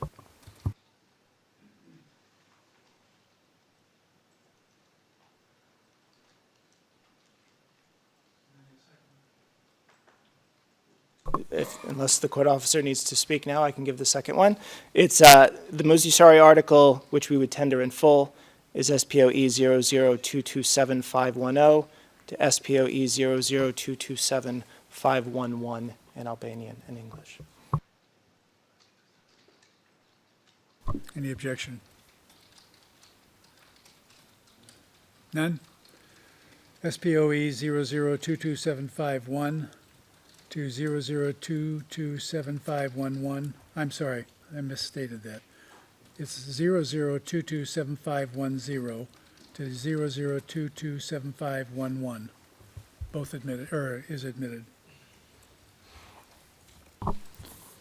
Johannes, that would be assigned Exhibit P 02032, and if we can confirm the classification. That can be public. Reclassified as public, please. And the page added to P 1883 can also be public. That too is reclassified as public. Witness, I'd now like to ask some additional questions about an event you described from early 1998 in your 2000 Zeri interview. If we can now put up on the screen P1745, and this is page 6D00771 in English, and in Albanian, it would be page SPOE 003604474.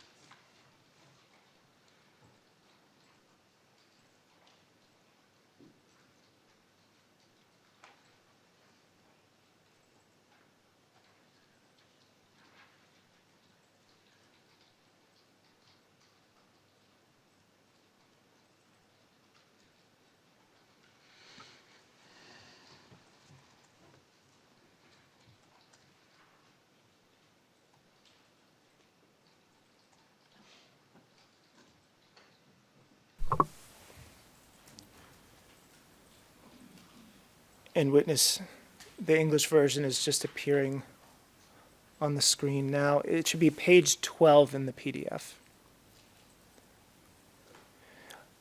Yes. So this is about your last meeting with Adam Yashari, where you said the following. My last meeting with Adam Yashari was on 4 March in Tika, where we had gone to visit our wounded friends, Sabit Getzi, Muz Yashari, and Sabit Ladrossi, who were wounded in the Battle of Likoshan. Besides Adam, there were other friends such as Recep Salimi, Raman Rama, Remy, and so forth. We not only visited our wounded friends, but we also talked about other things about the UCK extension and better equipment with weapons. This is the part I have a few additional questions on. First, when was the Battle of Likoshan?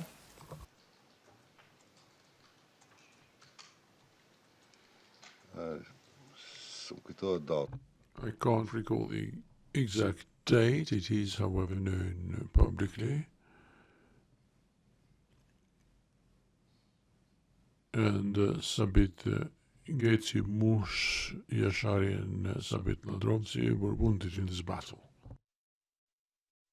Your Honor, if we can just use paragraph 64 of preparation note 2 to refresh the witness's recollection. Yes, go ahead. So witness, you said in the prep session, in addition to Razali Ray was the Battle of Likoshan on 28 February 1998. Is that the correct date?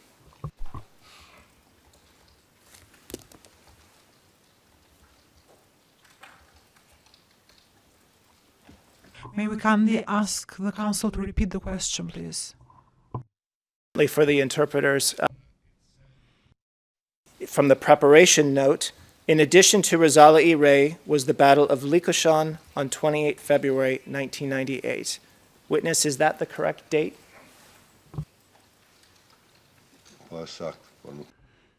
Yes, it is. And as I said, I wasn't able to recall it at that particular moment, but yes, it is correct.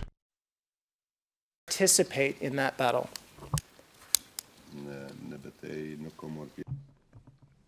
I did not. I arrived in the evening alongside Adam Yashari and some others. To the extent that you know, describe what happened in that battle.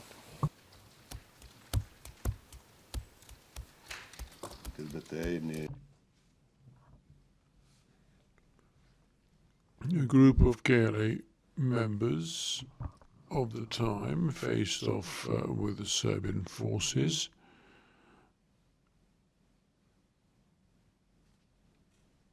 And these 3 members were injured. They had heavy injuries. Sabit Getzi Mus Yashari and Sabit Ladrovzi. The third one was slightly wounded.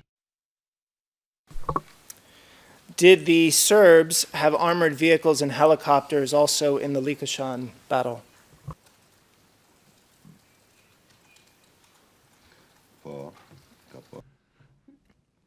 Yes, they did have armored weaponry, and if I recall correctly, there were 2 helicopters which were used in this battle too. And did the KLA have some rockets in addition to mostly light weapons in the battle?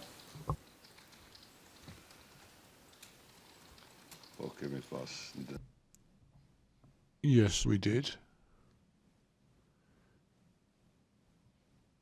We did have handheld mortars, but I don't know whether they were in our possession and used on this occasion. At this meeting in Tika, you talked here about seeing Recep Salimi, Raman Rama, and Remy. First, who is the Remy you're referencing here?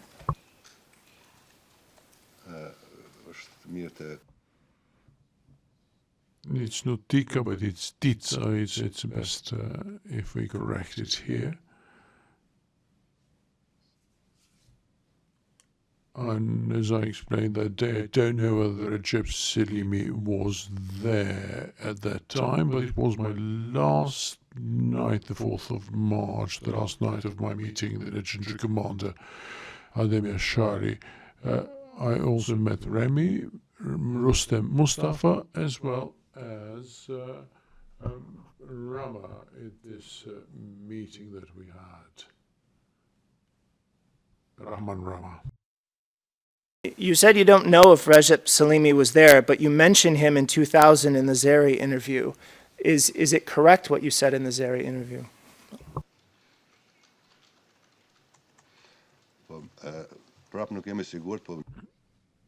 I am not certain. Maybe he was, but I do not recall it as a result of what happened the day after, on the 5th of March in Prakaz, as well as my village of Charev. I do not know if Recep Salimi was there during this period, and that is what I stated there as well. But I am certain that Rahman Rama and Rustem Mustafa were there. I'm not trying to avoid giving an answer or to evade responsibility, but I am uncertain on whether he was there or not.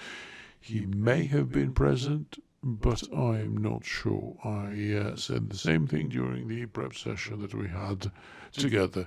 Such a long time has passed since then, and there are quite a few things that I am unable to remember.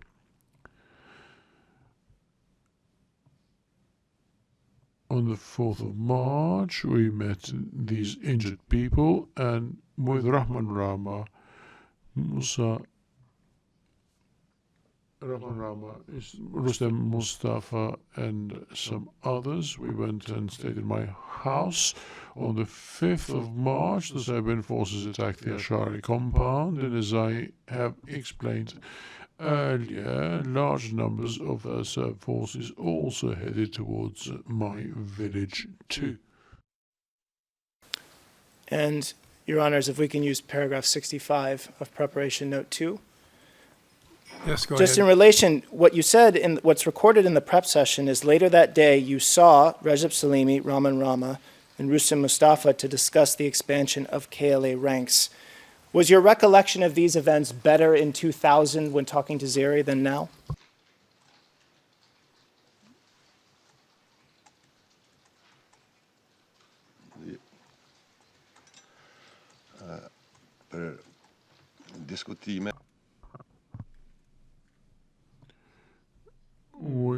We had no possibility whatsoever to have any discussions on the 5th of March because of the large numbers of Serb forces that arrived there.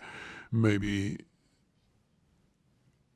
it was mentioned in the Zeri about expansion. Generally speaking, we have spoken with Remy and Rahman about these themes all the time, but on the 5th of March we had no chance of doing so because Serbian forces started penetrating into the villages that I mentioned earlier. The attack concentrated on Prekaz, but large numbers of forces came from the direction of Bay and elsewhere towards the village of Charev. I'm not talking about the 5th of March at the moment. Okay. This is about Thaçi on the 4th. Was your recollection of that event in 2000 better than your recollection of it now?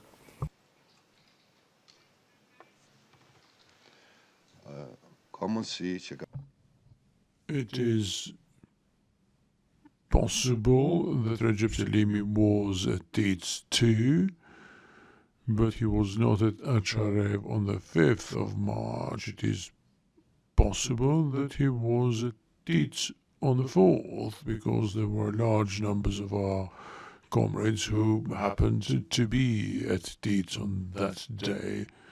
So it may be correct or incorrect, and I am not certain about it.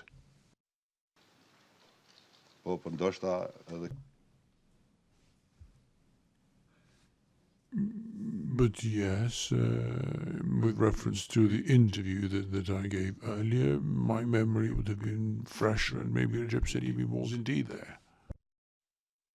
Turning now to the attack on the 5th of March at Prekaz. On that day, were you in Acharev?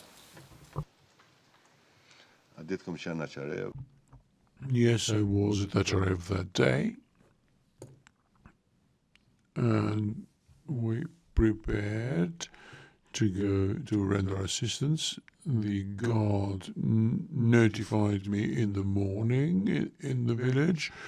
We had some organization, including guards at some of our positions, so we prepared to go to help Adem Yashari.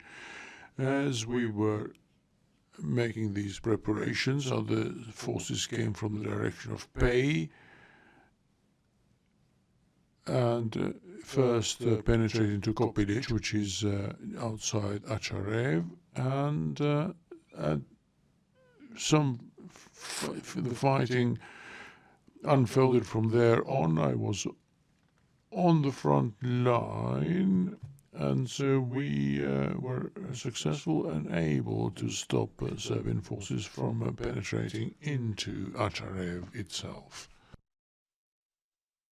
April 1998, were you based in Acharev?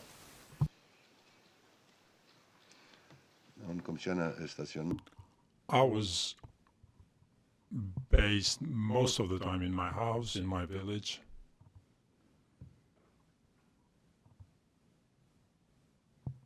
I spent considerable amount of time there. During this same period, where were the Serb forces stationed in your area?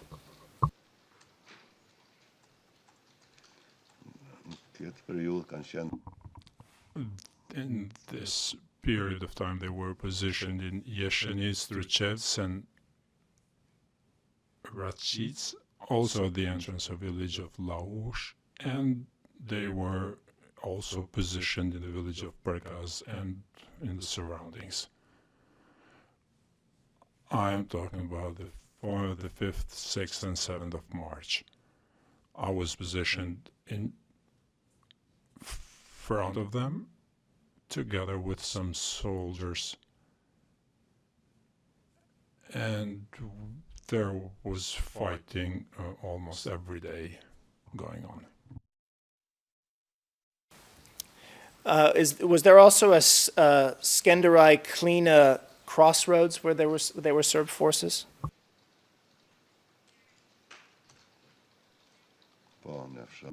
Yes. It's the crossroads in the village of Turichevts.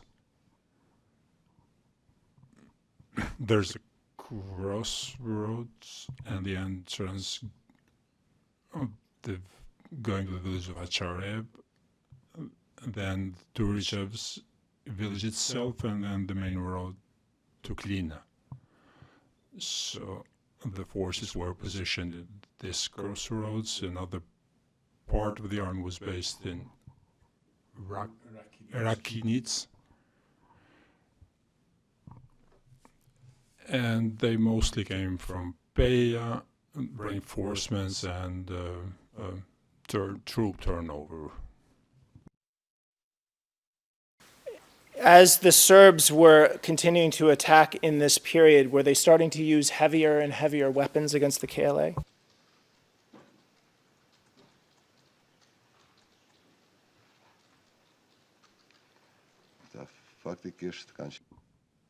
As a matter of fact, they were military and police forces, and they had a huge arsenal.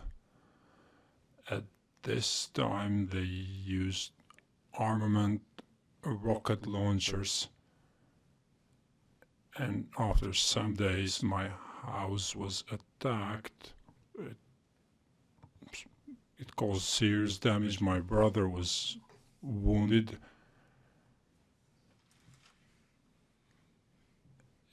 Fidan and Bekim Berisha and another group of friends was in the area when my house came under attack. Do you remember approximately when your house came under attack? I do not recall the exact date. I think, however, this was somewhere in between, but I don't recall exactly when, after how much time was it attacked. Although we were positioned in the proximity. My house was in the inner part, and it was first attacked using rocket launchers. Clarify the date as best you can. You said, however, this was somewhere in between. Can you just explain what you mean by somewhere in between?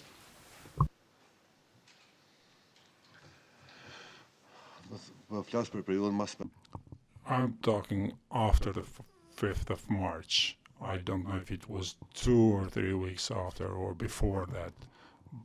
But during the fighting, my house was also hit.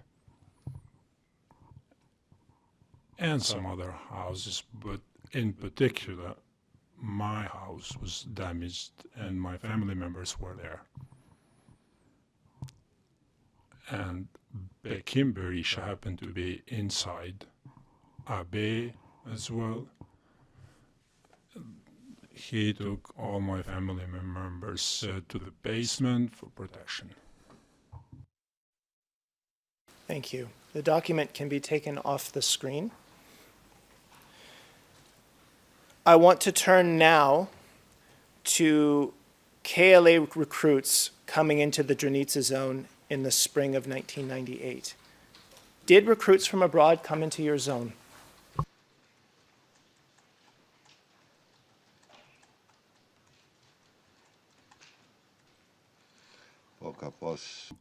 Yes.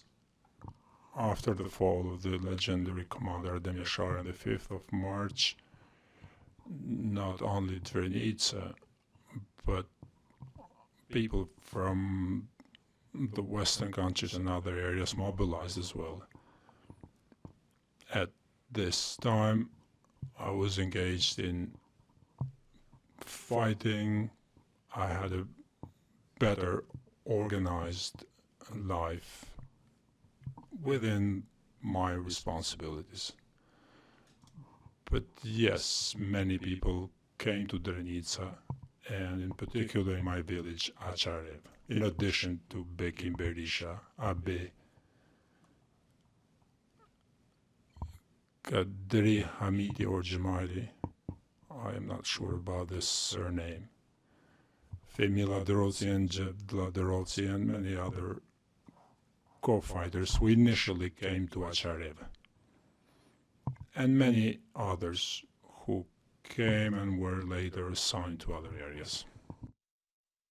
There on the record, because you've mentioned this person twice, who is Abi?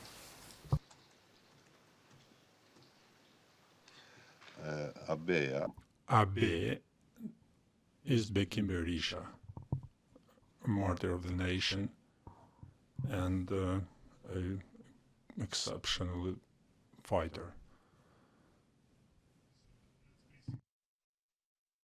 Or how people refer to him. And so, witness, I saw you nod, but just to have an oral response on the record. Yes. I said yes, but you certainly couldn't hear me. So for these people that come into your zone, who's responsible for placing the high-level officers in that group that arrive in your zone?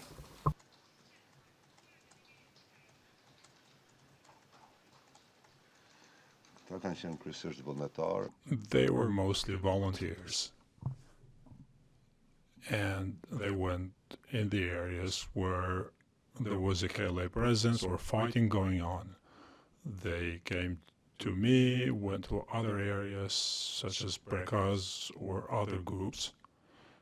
In this period, I was in charge of receiving them and organizing this formation to face the Serbian forces. Your Honor, if we could probe a potential inconsistency with paragraph 52 of preparation. Just go note ahead. 2. So witness, on this point, this is what you said in the preparation session. I just want to confirm if it's the same as what you're saying now. You said, the general staff only assisted with placing the high-level officers who came from abroad to the zone, like Kamal Shakiri and Zamal Beta. Everyone lower than that was dealt with by the zone. Is that correct?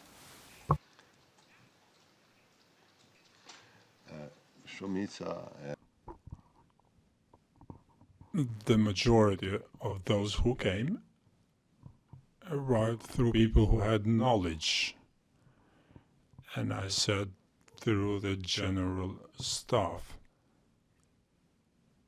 They didn't do this on their own.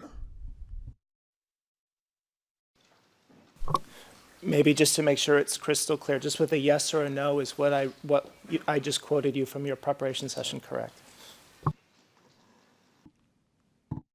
Yes, that's correct. Verified. In May 1998, were you operating from Likots? Yes. And as part of your initial tasks as zone commander, did you set up a hospital?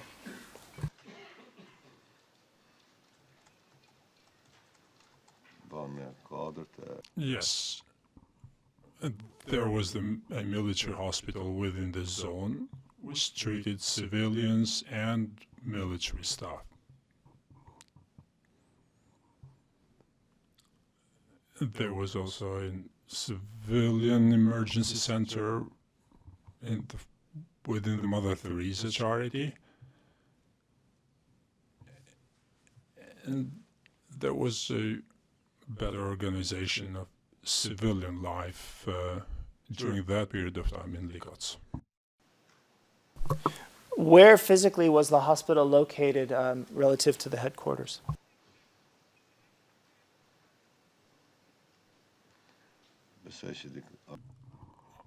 I think 1 kilometer away from the building or premises of the zone.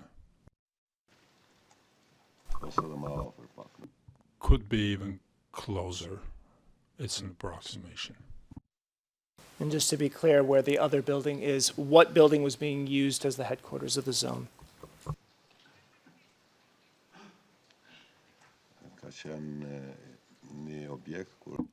It was a building that had previously been used by the police, the previous police. It was a police station in Likots within the local community. Going back to the hospital, who was the doctor there at the Likots area hospital? And there were many doctors who came to the Likots hospital. They came from Pristina. I can mention Fadil Beka, who was always present, supporting and treating the wounded soldiers. There were many others who would come and assist in the various operations in the hospital. You talked with Zeri and elsewhere about having to move to Abri at one point due to the Serb forces. Did the hospital also have to move at that time?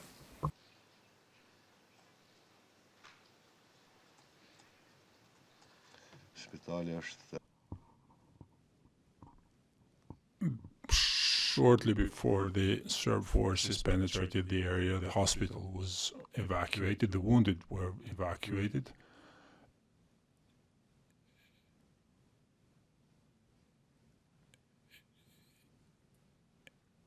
And the hospital moved out of this building. At that time?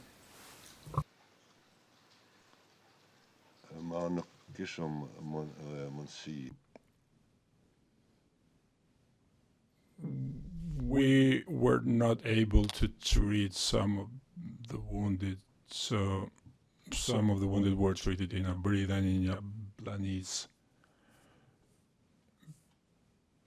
because of the penetration of Serb forces in this territory and the surrounding villages. Did part of the hospital evacuation also go to Baitsa?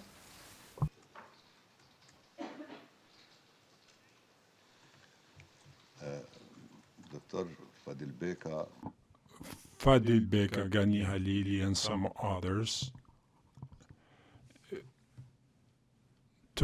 the wounded wherever they could. It could be a house or any other buildings, to treat them.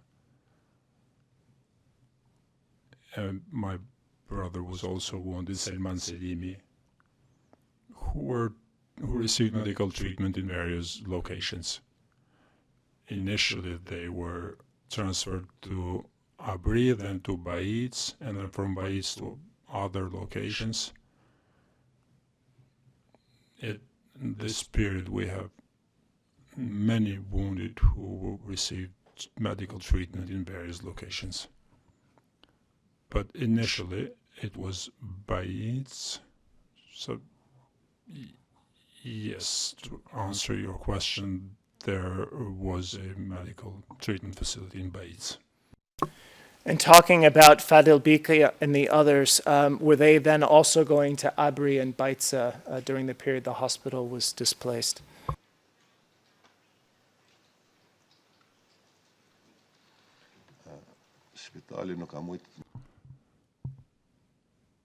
The hospital could no longer be functional. The equipment could not be transported, but to the extent they could, and with the means and equipment available to them, they went with the wounded and provided medical care and treatment to them.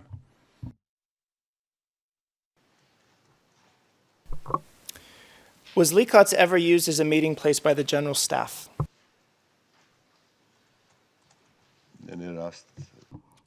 On one occasion,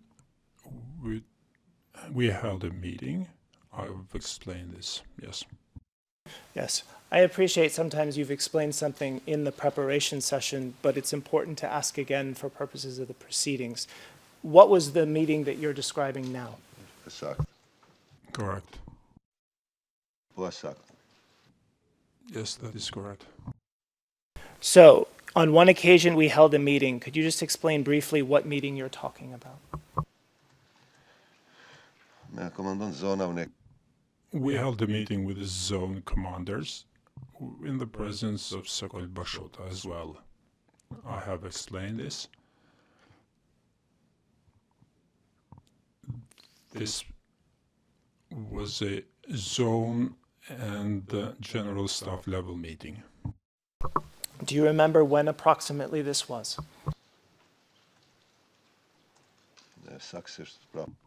Again, I do not recall the exact date, but this was sometime after I was appointed zone commander.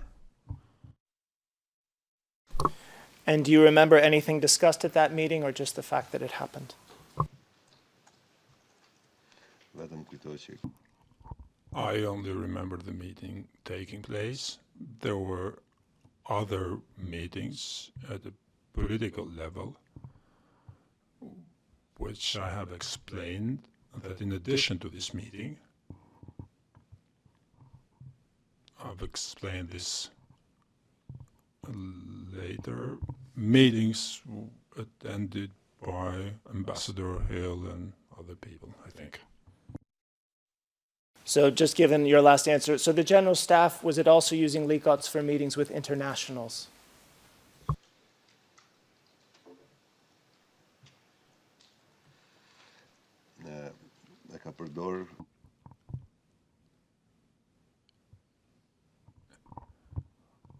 There were also members of the general staff in this meeting.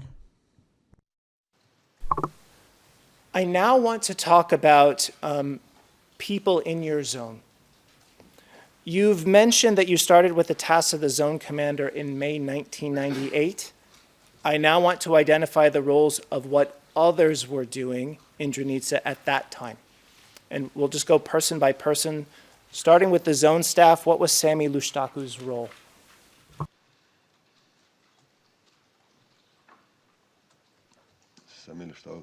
Sami Lushtaku was the deputy commander of the operational zone, my deputy. Rasim Kichina, what was his role in the zone? He was in intelligence and counterintelligence. And then he was a member of Brigade 111. When you said he was in intelligence and counterintelligence, did you appoint him to an intelligence, counterintelligence position? Yes, I did. He a high-ranking officer? He was my friend. And he had the position of an officer in the zone. Now, you talked in your admitted evidence about Sabit Getsy's unit. Was Rasim Kichina part of the Sabit Getsy unit you discussed in your statement? No, Rasim Kichina was never a member of that. Rasim Kichina, I appointed him at a later moment in the operational zone in Danica. Now, Shaban Shala you briefly mentioned already, but just to clarify, what was his official position in the Danica zone?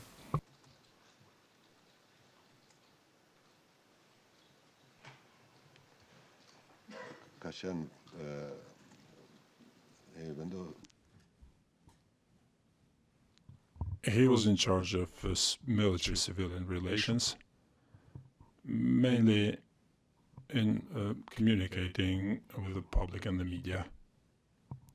He would always stay in the buildings, premises of the zone staff to receive delegations or media representatives or ordinary citizens or politicians. Did Shaban Shala also have general staff contacts?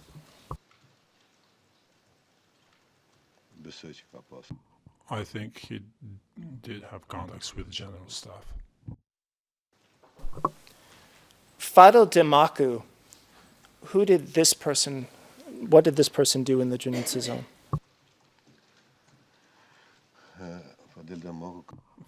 Fadil Demaku was with Tahir Desku and also in coordination with Shaban Shala. Demaku working for Shaban Shala?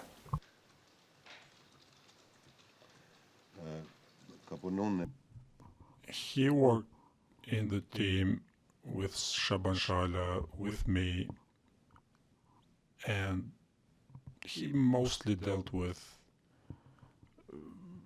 organizing media or information work. Is Fadil Demaku related to Jahir Demaku?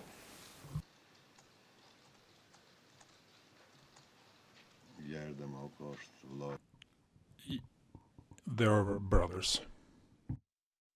Now, you mentioned just a moment ago in your answer a Tahir Desku. Did he also work for Shaban Shala?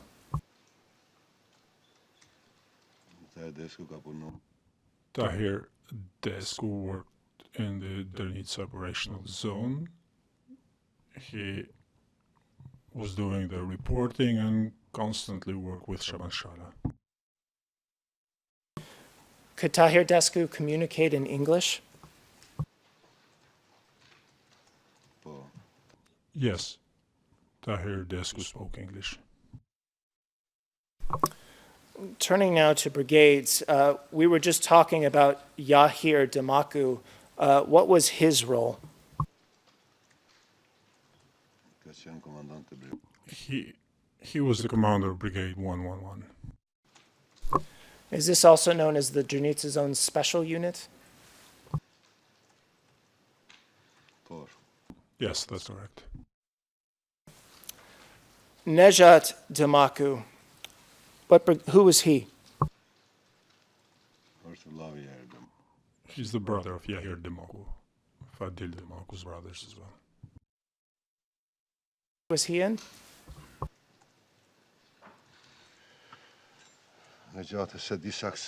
I do not know exactly exactly about Nejat, however, I believe he was in Brigade 111, and as well as his brother Javad Demakov, Martyr of the Nation, was a member of Brigade 111. Was Nejat Demaku just a simple soldier in that brigade? Yes, simple soldier. Moving to the 112th Brigade, who was its commander?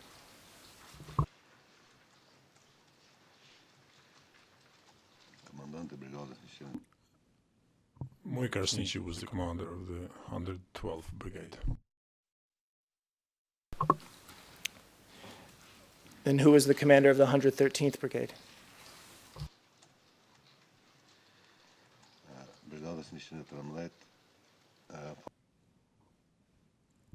Sorry, I made a mistake.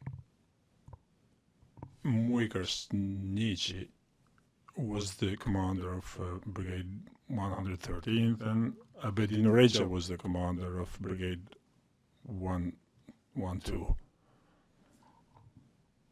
So Moj Krasniqi was the commander of Brigade 113. For clarifying, for the 112th Brigade and Abedin Reja, what was his nickname?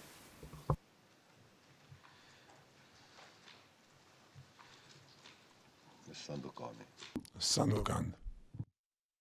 And going now to the 113th Brigade, what was Muya Krasniqi's nickname? Capucci. Staying in that brigade, who is Bedri Gashi? Did he have a role in Drenica?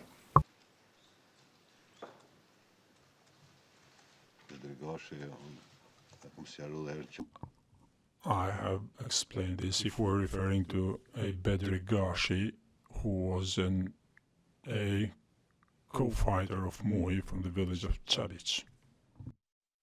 As a co-fighter of Muya Krasniqi, does that mean he was in the 113th Brigade?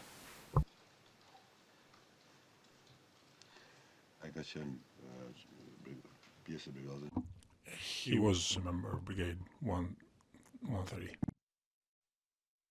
Mirush Daka.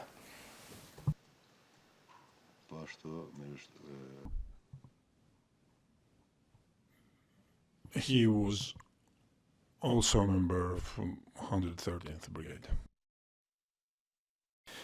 Before becoming a part of that brigade, was he also a unit commander?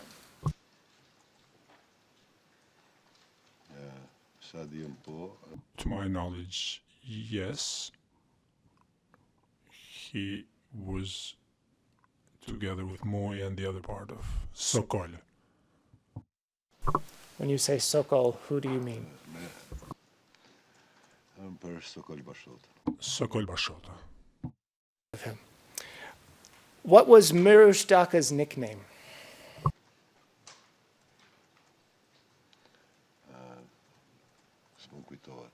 I don't seem able to recall now. I think Corby. At some point during the war, was Mirush Daka killed? Yes. Know anything about the circumstances of how he died? No, I don't. Next one, Ramadan Gashi. Who is that? Member of 113th Brigade. And do you remember his post during the war? No, I don't. His role in Brigade 113. He was initially engaged in the brigade with Mui, but I do not know his role. Next one, Skender Halilai. Skender Halilai was a member of 113th Brigade. There are two martyrs in his family, his father and his brother. Was he just a simple soldier in that brigade? Yes. And then Zakir Demaku, was he also a simple soldier in the 113th Brigade?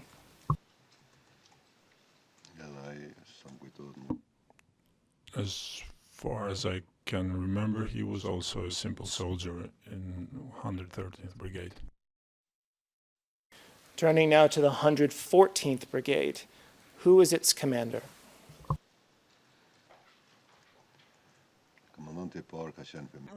The first commander was Fehmi Ladrozi.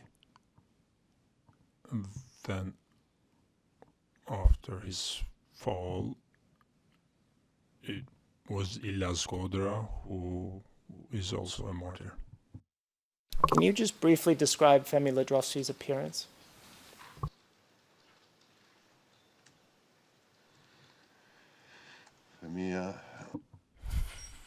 Fehmi was an early activist of the movement, a comrade of Adem Yashari,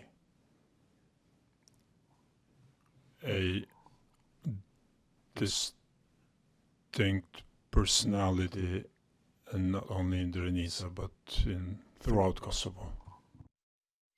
My question was actually just about his physical appearance, just if you could describe that briefly.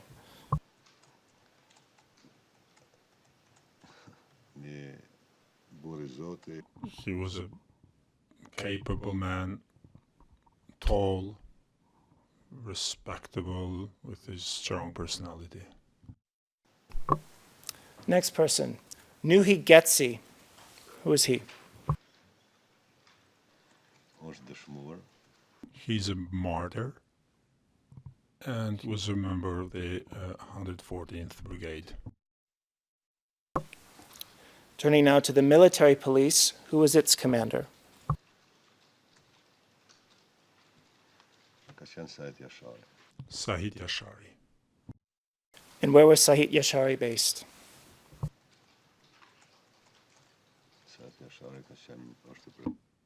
Sahit Yashari is from Prekaz, comrade of Adem Yashari. He was stationed in Likots. And is Sahit Yashari a brother of Muz Yashari, who we were discussing earlier? Yes, that is correct. Next, Fatmir Mehmeti. Who is this person? Fatmir Mehmeti came in with the group of Sami Lushtaku and Fehmi Ladrozi, the group that arrived after the 5th of March. He served for a short period of time as the deputy commander of the military police unit in Likots. Thank you. Next, Muharrem Zamali. Who is he?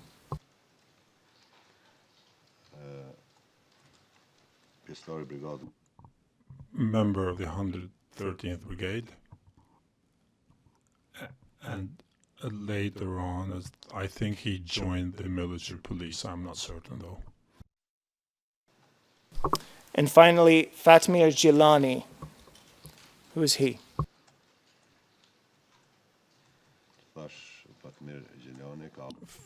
As I said, Fatmir Jilani came after the 5th of March with the group of Sami Lushtaki, Fatmir Lima, I think, Fehmi Ladrozi. He was with them. Fatmir was with them. He initially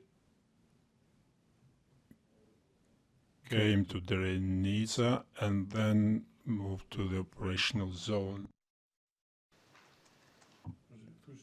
The interpreter couldn't hear the name of the zone. Could you just repeat again the end of the last answer a little louder?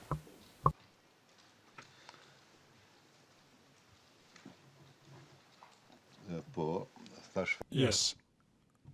Fatmir Jilani.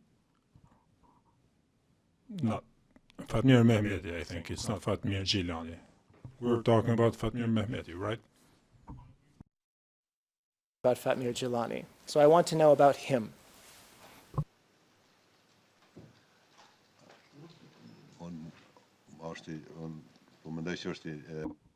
I think it's the same person. We're talking about, I don't know who Fatmir Gilani is, Fatmir Mehmeti from Gilan. How long did this person stay in the Dranitsa zone? I don't know exactly how long. Now that they're the same person. So just focusing on the person, I just wanted to know how long. So, witness, you said you don't know exactly. Your Honor, could we please go to paragraph 79 of preparation note 2 to ask about just a refreshing recollection? Yes. So, witness, for under Fatmir Gilani, you said you only stayed in the Dranitsa zone for 1 to 2 months around the middle of 1998, partly staying with you. Is that correct?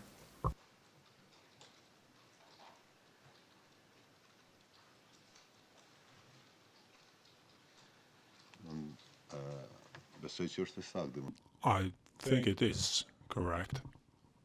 As I said, I do not know exactly how long did he stay. It could be 2 weeks, 2 months, or more or less than that. If we could now, and I note the time, but I think I can do 2 more quick things in 2 minutes. If we could look first at P1753, and it's page 09807.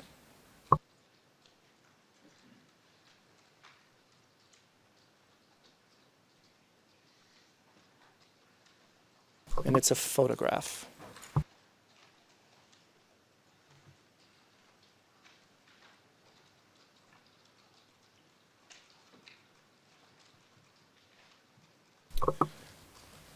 Witness, there's one photograph I want to show you, and then we'll have a break for lunch. So, witness, focusing on the photo in the lower right-hand corner of the screen, you see the numbers next to the people. Who is the person with the 1 and the arrow?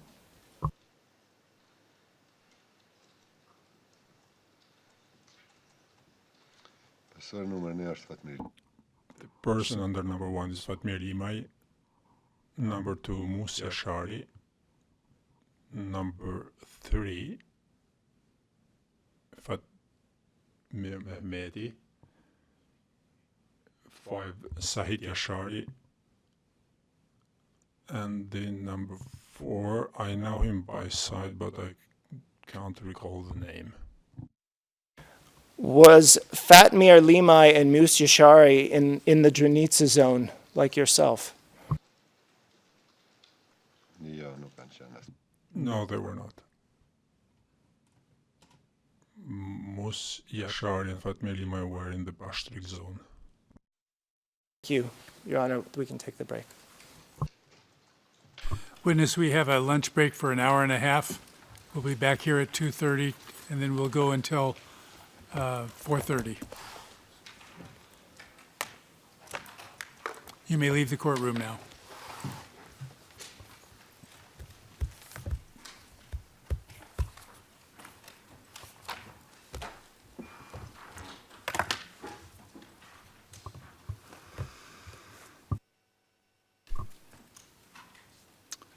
We're adjourned until 2:30. All rise.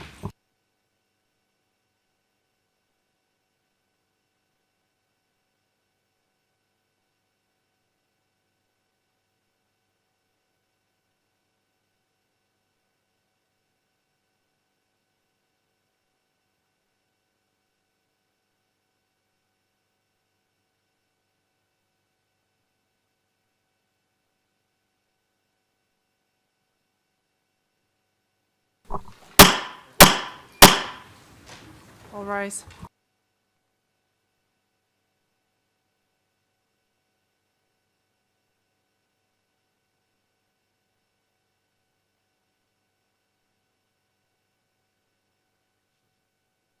Be seated.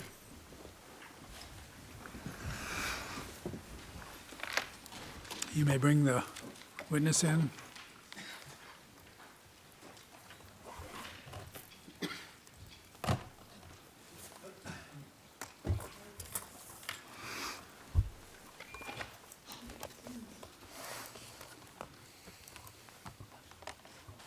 We'll take a 10-minute break at 3:30.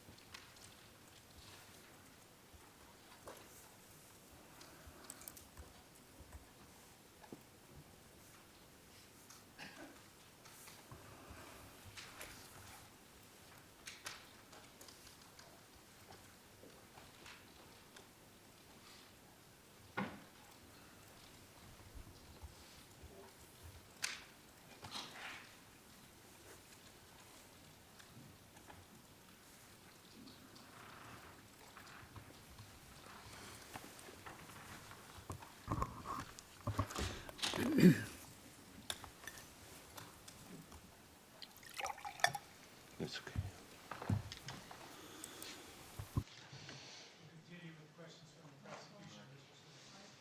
I'm sorry. We'll continue with questions from the prosecution. Thank you, Your Honor, and good afternoon, witness. We were talking before the break about the roles of various other people when you were starting with your tasks as the zone commander in May 1998. I just have three kind of miscellaneous people I wanted to also ask you about before we move to a new topic. The first is Isni Thaçi. What was this person's role during the war?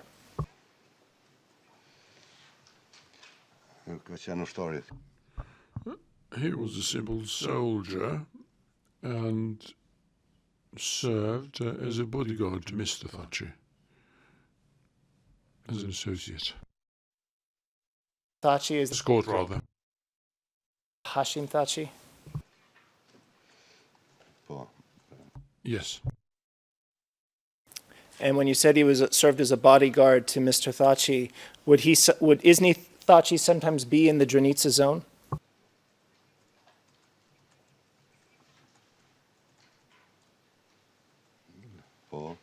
Yes. Okay. And the last two people, we can talk about them together. Ayevs Berisha and Ferit Shala. Were they at one point in the Dranitsa zone?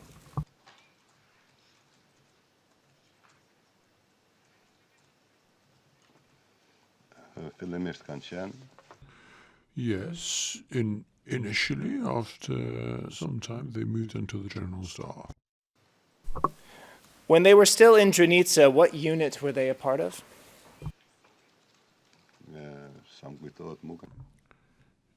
If I remember correctly, they belonged to the unit Plumi. And who commanded that unit?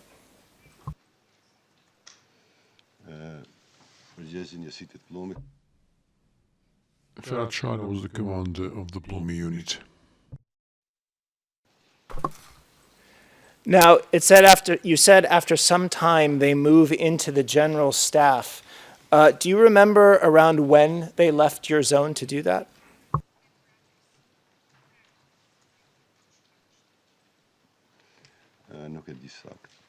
I can't remember exactly. But I know that they moved on to the general staff.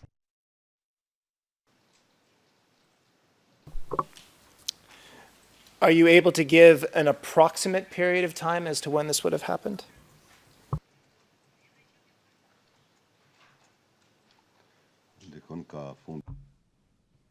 Towards the end of 1998, maybe, or sometime before, but I can't be more precise. It may have been earlier.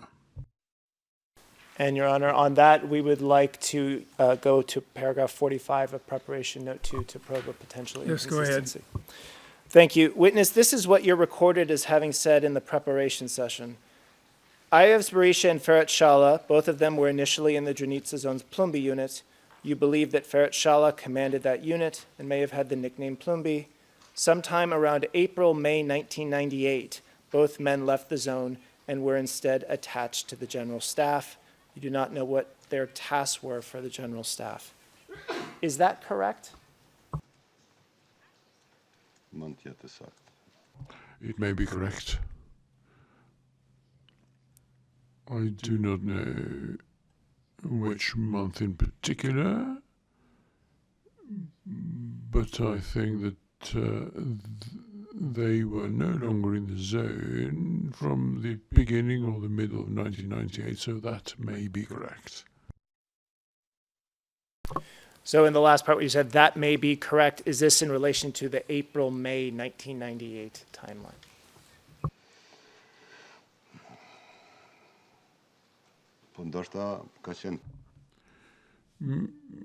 Maybe it was April or May, and that is the reason why I can no longer be certain.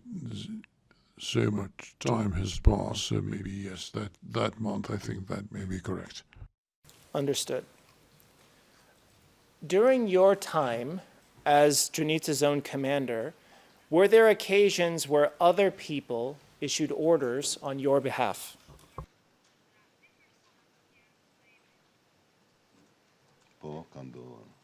Yes, there were occasions. Was there ever an occasion when you had to undo or change an order issued in your name?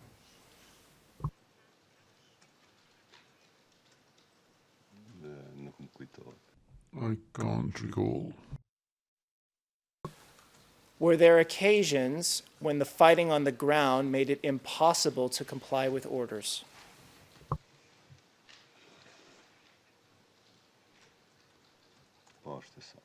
Yes, that's right. Yourself obey all orders that were possible to obey.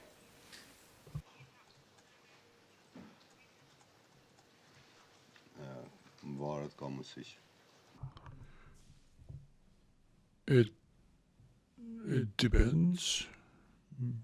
I may not have known. It depends on what context or circumstances we are talking about. We are talking about orders that were possible to obey. So removing things that were not possible to comply with. Did you comply with all orders when it was possible to comply? I reject as the foundation. Overruled. You may answer.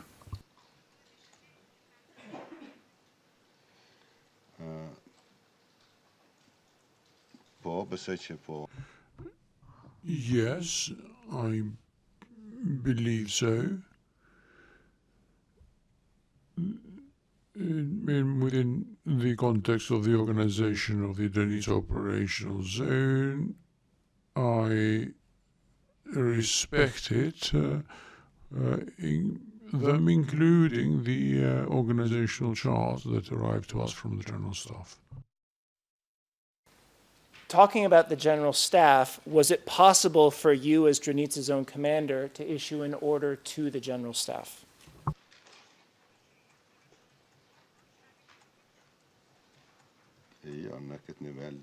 No. It would have been impossible to issue an order for the General Staff from that level upwards. I'd now like to go to some documents about the workings of the Drenica Zone that you discussed in your preparation session and even before in some of your earlier statements. Could we start with putting P139 on the screen in both English and Albanian? And witness, we were talking earlier about the special unit of Yahir Demaku, and my questions to start are going to be about this. But we'll just wait for the document to be put on the screen.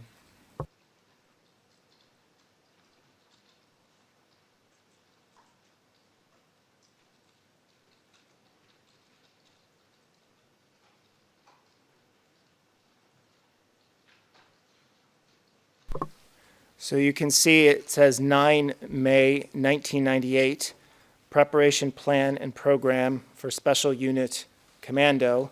And then there's a list of points, including Point 1, every commander has an obligation to inform his or her unit in the battle zone about the preparation of the special commando unit. And then 7, the zone commander shall be responsible for every candidate who is admitted into the special unit. And then 9, the training for special units shall begin on 11 May 1998. Now, witness, you said in the preparation session that this is not your signature or handwriting, but is this a document prepared by the Drenica Zone KLA?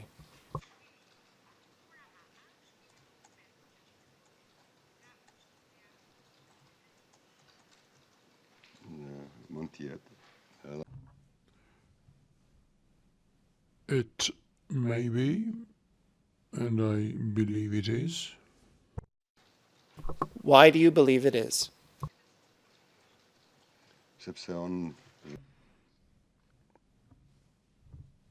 Because I have often issued such instructions for the units. I cannot recall having issued this one in particular, but it resembles a few others that I have sent. Such orders, orally or in writing, within the context of military training and preparations. As to the special unit in particular, is what is recorded here, does that match the discussions about the special unit you were having in May 1998?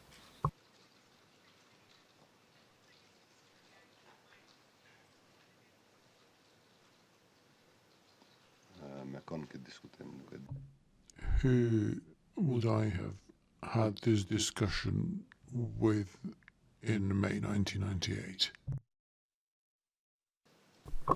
Well, this is related to my question for you.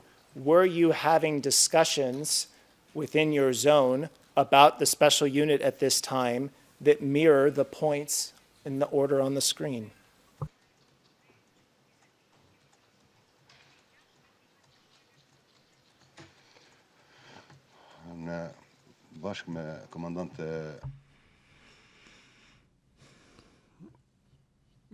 In cooperation with the brigade commanders and the zone chiefs of staff, we have tried to prepare our units to the best of their abilities, and this is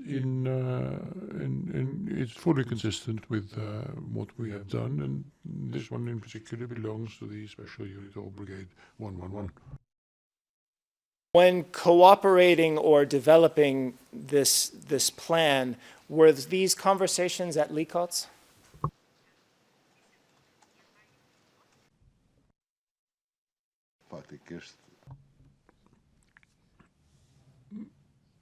It depends on the time we are focusing on, and such conversations were held at Likotsk and possibly elsewhere. So this one is dated 9 May 1998. Were you in Likotsk when this was issued?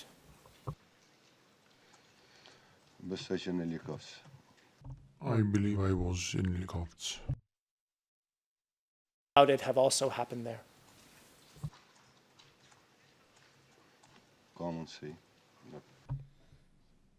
It is possible, though I'm not certain. Here. Do we have a date? I think the date is missing in the English translation. If we scroll up to the top of P139, it just wasn't on the screen, but that's the date. But it's not at the bottom, right? Correct. Yeah, I believe it's only on the top for this particular document. But it's in the Albanian, it's at the bottom as well. Yes, and so yes, and it's on the top in the Albanian as well. So this is the basis for the questions. Yeah. Thank you, Your Honor.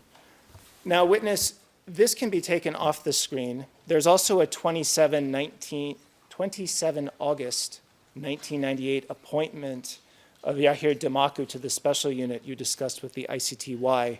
That's P140 in this case.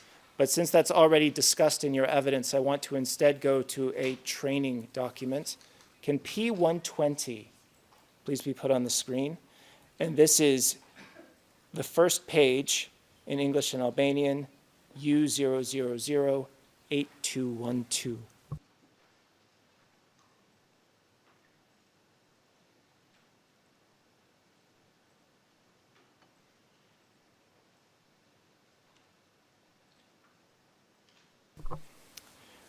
Now, witness, looking at the first page of this, which you also saw in your preparation session, is this your signature on the left side of the document? Yes, correct. Is this a real KLA training program for the Dranitsa Special Unit or the Black Tigers, as is written here?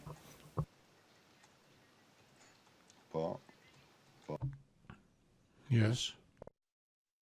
Also a signature of an Afrim Sharitzi in the lower right-hand corner.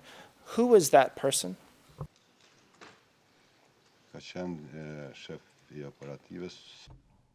He was the chief of the operational sector or the chief of the training for Brigade 111, if I recall correctly. We can now go to the last page, which is U0008219. There are these remarks at the end of the training document where it says non-fulfillment of this plan is justified only by extraordinary combat or compelling situations. And it says it was designed by SHOND Deputy Commander Kamal Shakiri. Who is this person, Kamal Shakiri?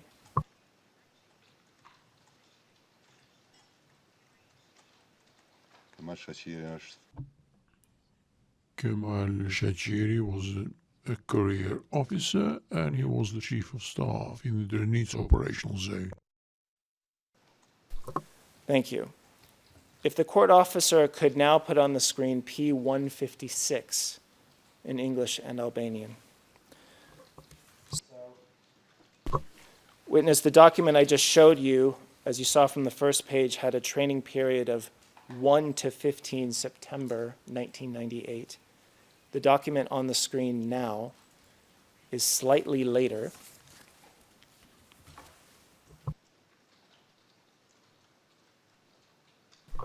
It's dated 22 September 1998, and this is Communique 54. And it says at one point, daily successful fighting has also been taking place recently in the subzone of Dranitsa. Our special units operating around Likots and Perkaz are causing losses to the enemy both in troops and military arsenal on a daily basis. So noting the date of this communique, was the special unit of Dranitsa indeed active at Likots and Perkaz by 22 September 1998?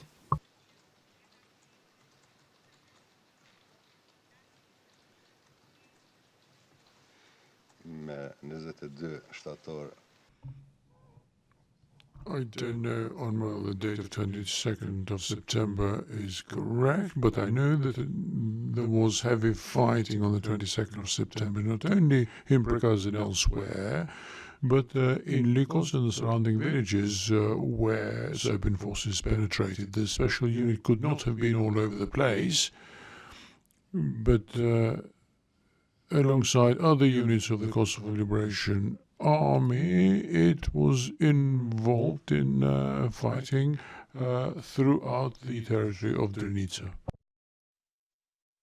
Thank you. I now want to show a couple documents discussed in your preparation session about the harvest in the Dranitsa area. Could we start with putting P142 on the screen in English and Albanian?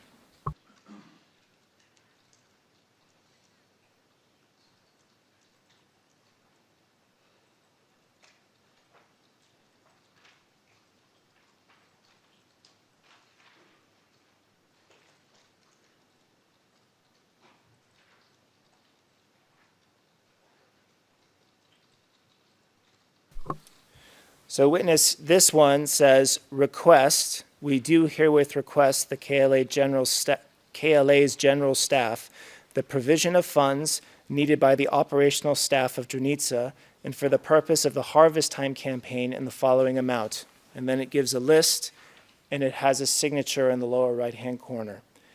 My first question is this your signature on this document?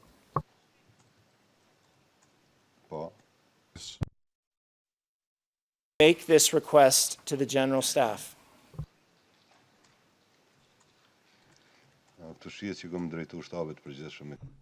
Yes, it can be seen that I sent a request to the General Staff. I don't know whether it reached the General Staff, but what I know is that we were in difficulty, and everyone in the Drenitsa operational zone, including myself, was keen for the harvesting to be completed because the population had been dispersed throughout the territory on account of the fighting. I've tried to explain this to yourself and to everyone present here that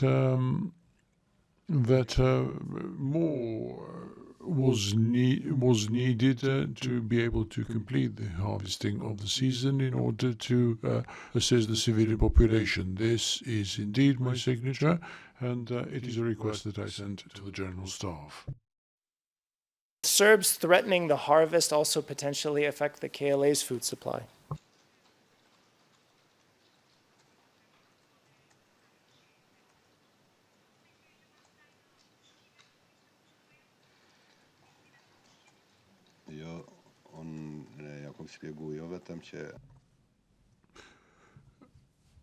I have explained that the KLA was not the only one to have difficulties with the food supplies, but the civilian population too. Understood. And do you remember one way or the other whether you actually received the resources requested here?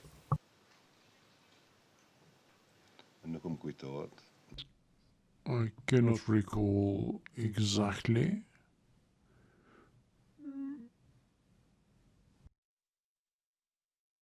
I don't think so, but I cannot remember.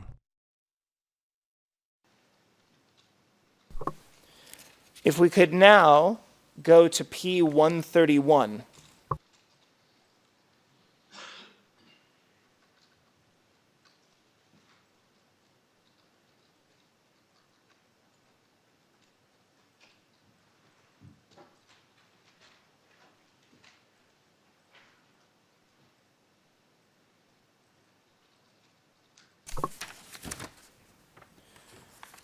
Now, witness, the last document was 6 July 1998. This is the 14th.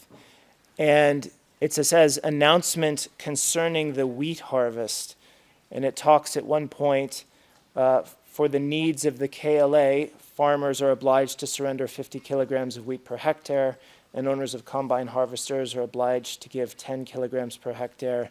And then, amongst other things, it says Commander Shaban Shala on the bottom. Is this the same wheat harvest announcement you discussed in your ICTY testimony?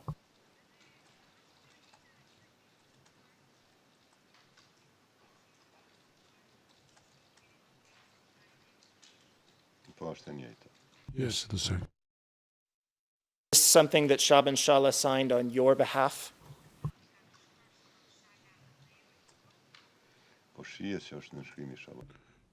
Yes, it can. The Shaban Shala's signature can be seen there. If we could now go to something else about training, this time more in general, and if we can go to P126.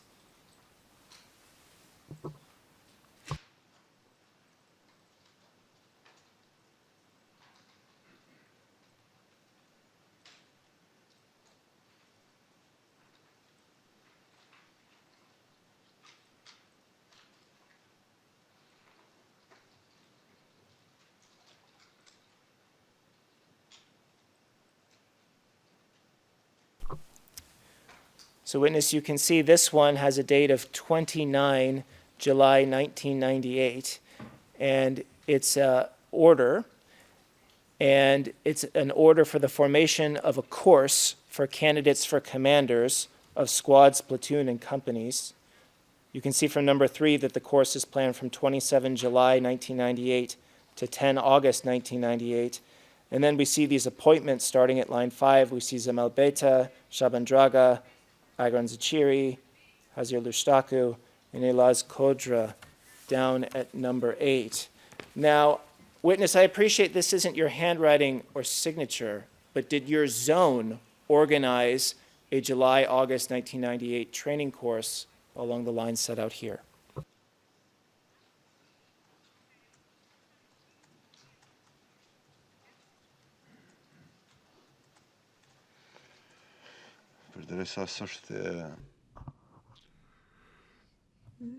Given that this is neither my handwriting nor my signature, I have said that yes, I have tried to organize such courses where the conditions permitted, when there was no fighting. This was part of the organization of brigades in the Drenice operational zone. Are the people who are appointed to conduct the course in this document the same people who were ordered to conduct these kinds of courses?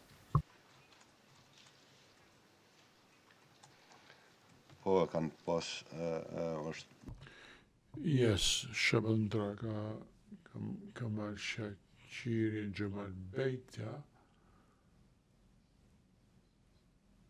were within the operational staff of the Drenice operational zone, and they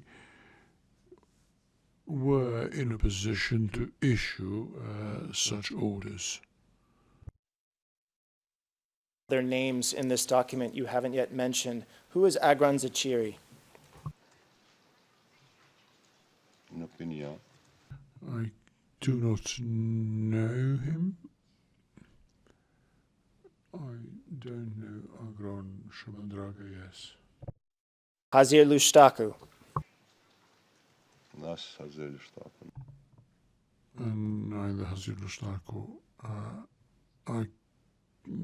is a name that I'm able to recall.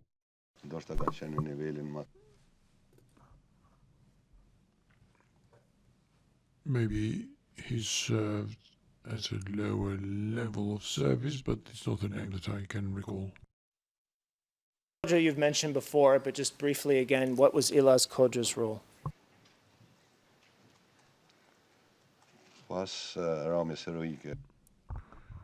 After the heroic fall of Commander Femir Ladrovsky, Elaz Kodra succeeded him as commander of the Brigade 114. Any reason to dispute that this document was an order for a training course in the Drenica zone?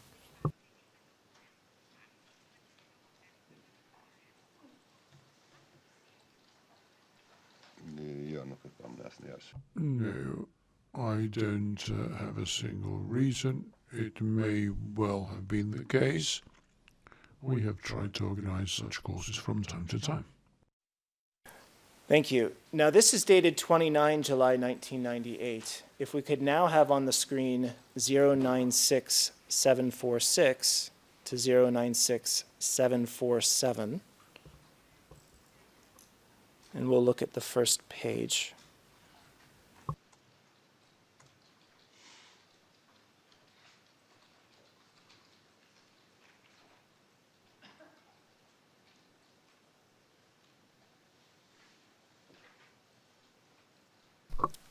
Now, witness, this says, it's dated 1 August 1998. It says daily work timetable, and there's a series of activities, including classes, in the schedule. I understand, again, this isn't your handwriting or signature, but was this a typical daily schedule for a soldier in a KLA training course?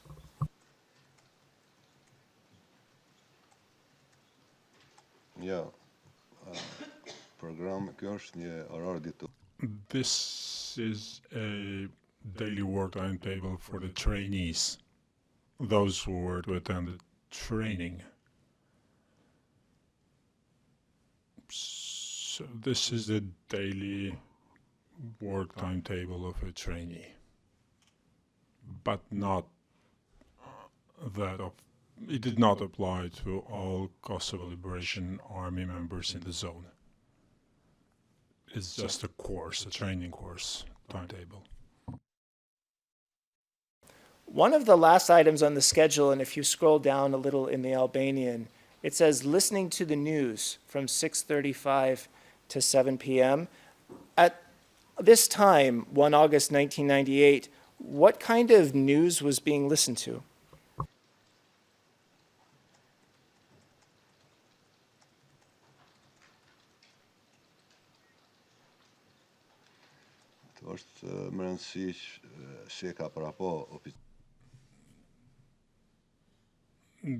This is part of the daily work timetable, within which is also the news, watching the news on TV. At this period of time, the Albanian television dedicated 2 hours daily to the developments in Kosovo. There was also another medium,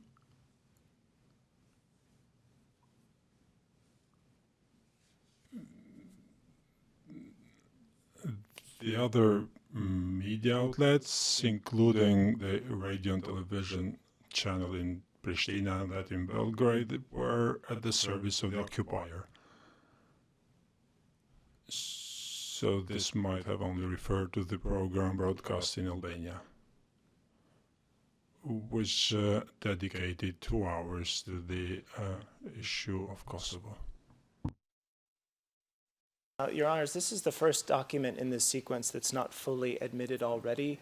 We would tender it at this time, given its connection to the previous document and the overlapping time in the witness's testimony. So this would be 096746 to 096747. Any objection to the tender? No objection is heard. 096746 to 096747 is admitted. Your Honor, that will be assigned Exhibit P02033, and if we can confirm the classification. It can be public, Your Honor. It'll be reclassified as public. Witness, there's one last order that I would like to show you. If we could now put P130 on the screen.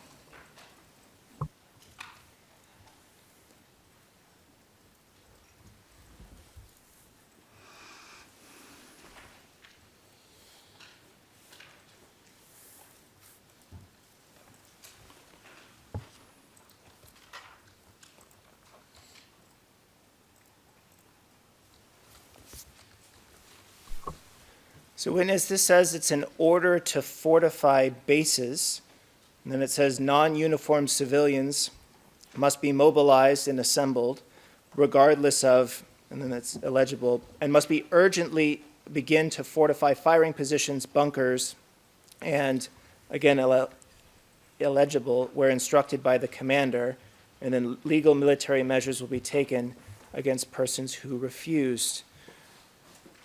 Is this your signature on this order?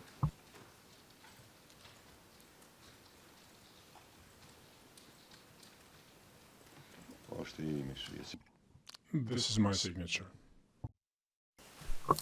And is this an order that you issued around 30 July 1998?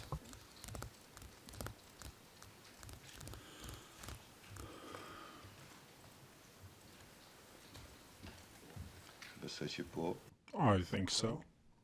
What was going on at the time that made you issue an order to mobilize civilians?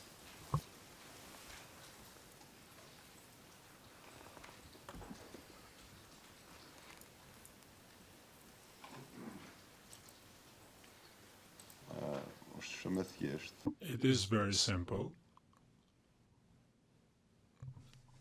I'll try to explain. I believe I tried to explain to you, too. After the 5th of March, there was continuous fighting in various locations in the Drnica operational zone. The shelling started shelling of our positions and inside various villages. The danger was very high for civilians and the members of the army who were on the front line. So this was mostly to mobilize, preserve and protect the civilians, put them in shelters so that they can have a shield to be protected from various shelling. Thank you. Witness, we're going to leave the world of orders now, but I do want to show you yet another document. This one is admitted as well. It is P760 ET.2 is the English, and I believe that would be within P760 in Albanian. The ERN of the page, if it assists, is 076603 to 076603.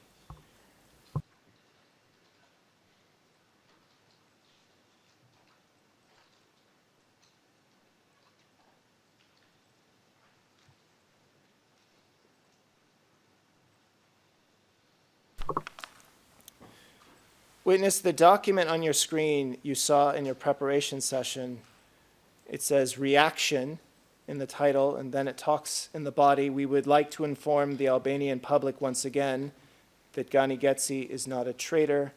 We reject communique number 59 and the reason for which it was written. And then there's a series of signatures. Was this a document you were involved with that was countering allegations that Gani Getsi was a traitor?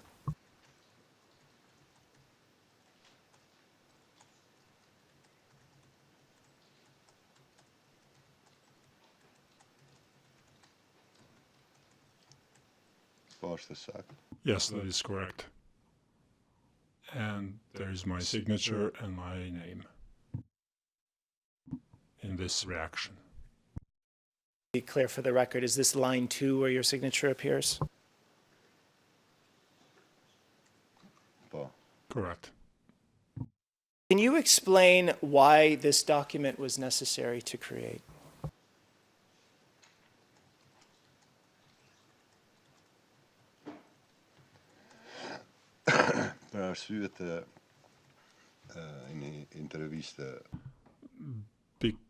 Because of an interview that was broadcast on television, we saw it necessary and reasonable to react.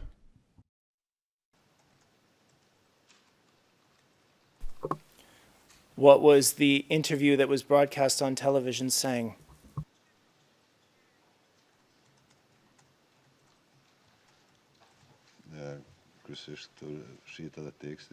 We can read the text here as a counter reaction, saying that Gani Getsi did not lead the counter action and he was not a traitor. That's clear. Thank you, witness. This can be taken off the screen. I now have a few additional questions about nicknames before we continue. During the war, what was Hashim Thaçi's nickname?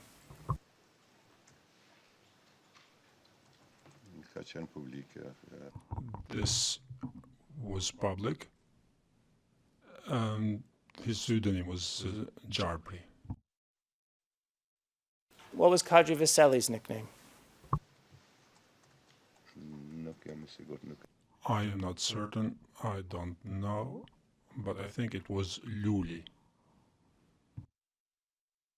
I am not certain, though. Name. It was the Thaçi, the 10th.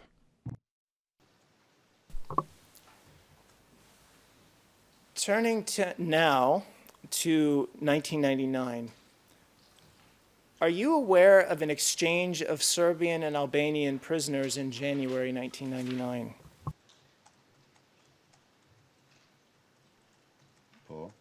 Yes. Serbs were captured by the KLA. for this exchange? I don't know. I think a squad. I do not know the exact number, 9 or 10. Your Honor, if we could refresh the witness's recollection with paragraph 40 of preparation note 2. Yes, go ahead.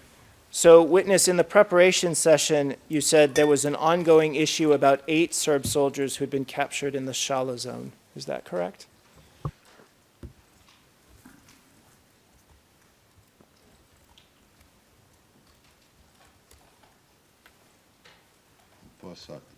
Yes, that is correct. Again, I do not know the exact number, but I believe it was 8. Was the General Staff meeting with internationals about a possible exchange with these people?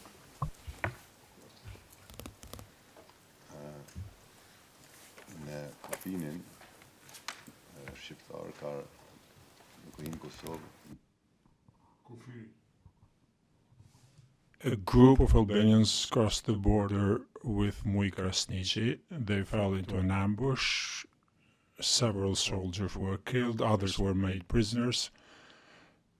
And these soldiers were to be exchanged then with the soldiers who had been captured in the said battle. That was the exchange. And was the General Staff meeting with internationals about this exchange to discuss it?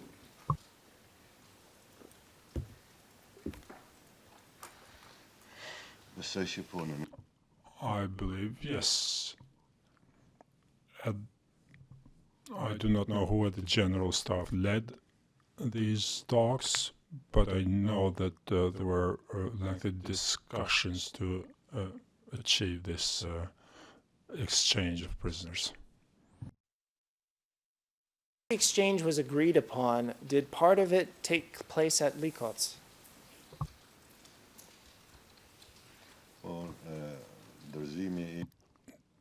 The handover of these KLA soldiers was done in Likots.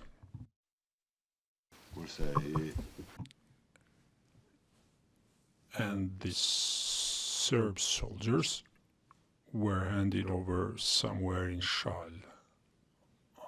I don't know where exactly. When the exchange happened, the Kosovo Liberation Army soldiers were handed over in Likots. Now, witness, as I understood from your preparation session, you were not aware of a Norwegian journalist by the name of Paul Refsdal. Is that right?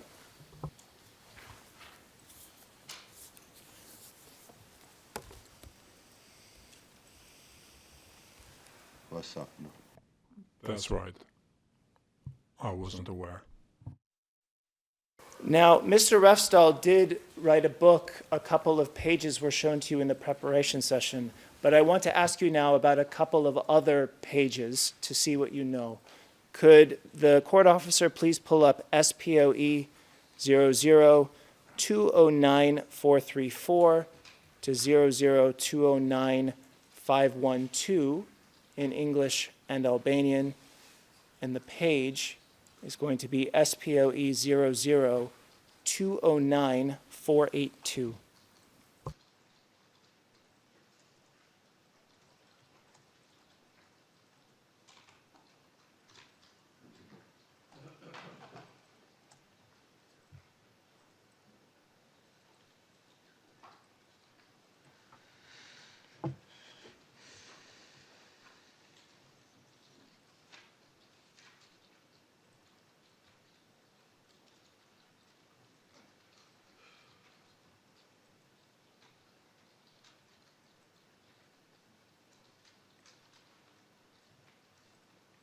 Yes, and so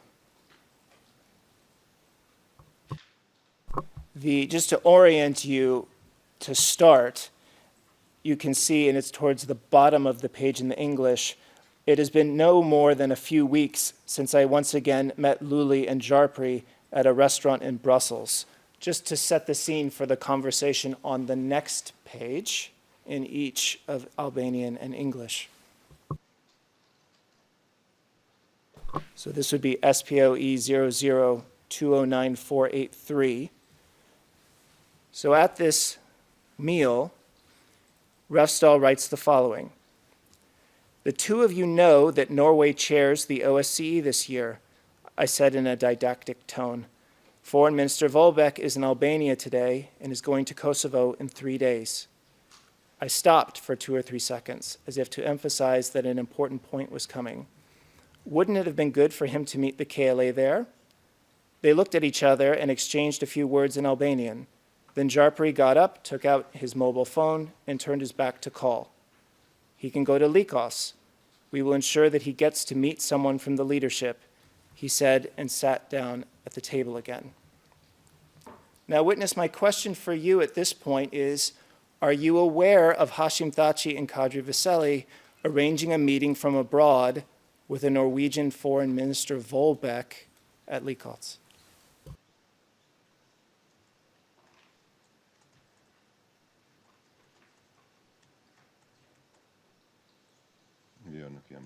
No, I'm not aware of this. There's one last passage I wanted to ask you about further down this page.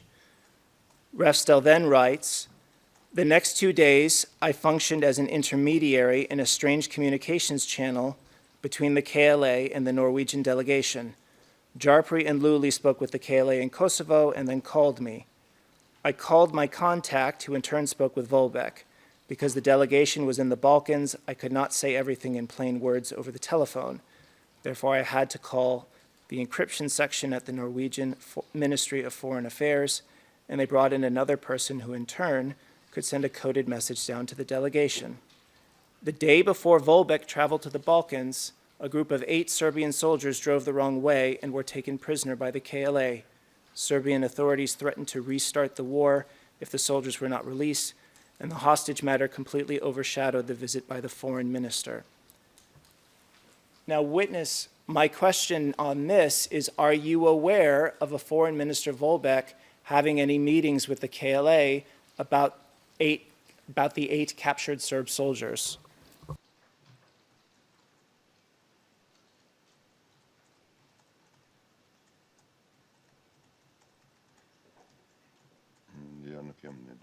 No, I'm not aware, as I've explained earlier. Going to what you explained earlier, could we now go to P182? And we'll start on page SPOE 00226-369, which is the first page.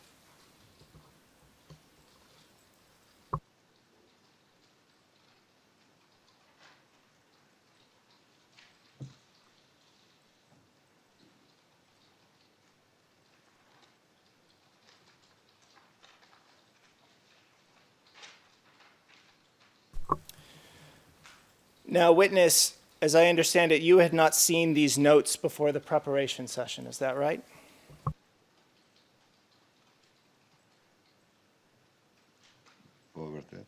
That's right.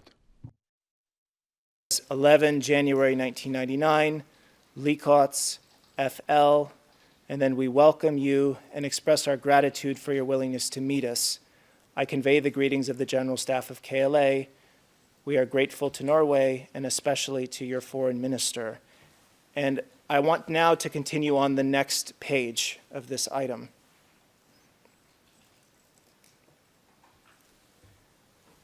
So it says, this is a consultative meeting. The General Staff will be briefed on the outcome of the meeting. And then there's a W that says, the situation is getting worse and more dangerous. For the moment, it is isolated, but also tense because of the 8 Serb soldiers who have been taken hostage. Now, witness, around this time, which would be 11 January 1999, was there a lot of tension due to the negotiations concerning the 8 captured Serb soldiers?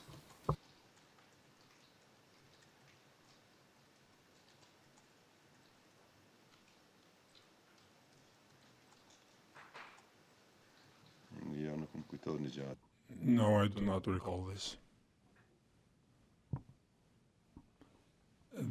The situation was always tense in Drenica, and these persons were taken hostage in the Shala zone, not in the Drenica zone.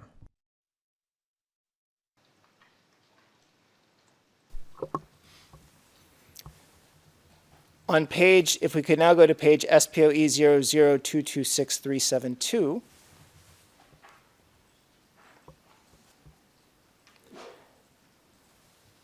It now says, Minister Volbeck urgently and powerfully requested the KLA to contribute to lowering the tension by immediately releasing the 8 soldiers. This would be a humanitarian act. Mr. Volbeck believes that the release of the soldiers would help create a new momentum for a political solution. Do you have any reason to dispute that what you are seeing now are notes from a meeting of the KLA with Norwegian Foreign Minister Volbeck at Likos on 11 January 1999?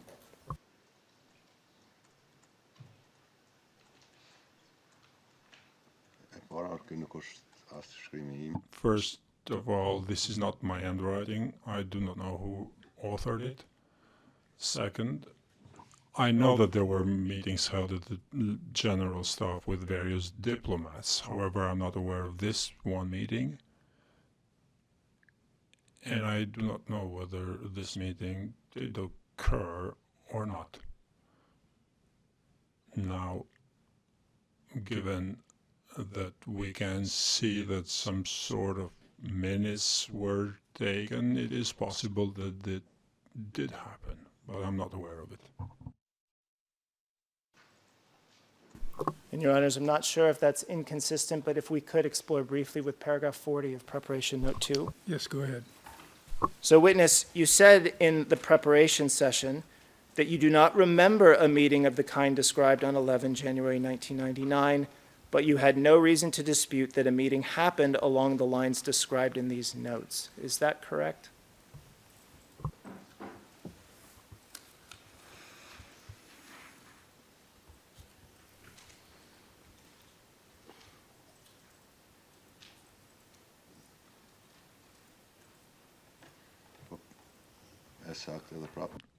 That is correct, and I again tried to explain the same thing. Your Honors, we have previously argued that that entire Paul Refstal extract on the exhibit list should be admitted as a whole. To date, only individual pages have been admitted at P1449. We do intend to renew the submission for the admission of the whole item in an upcoming bar table motion, but in the meantime, we would ask that the pages shown just now be admitted and added to that exhibit. And this would be pages SPOE 00209-482 to SPOE 00209-483, and to be added to P1449. Any objection to that addition? Yes. Yes, I'll. One or the other of you has to speak. Go ahead, Mr. Dixon. Your Honor, yes, we do object. The witness wasn't able to recall or identify anything from those pages from his own experience and involvement and recollection. This is an account given by somebody in a book who's readily available to come and testify as a witness about what he actually went through.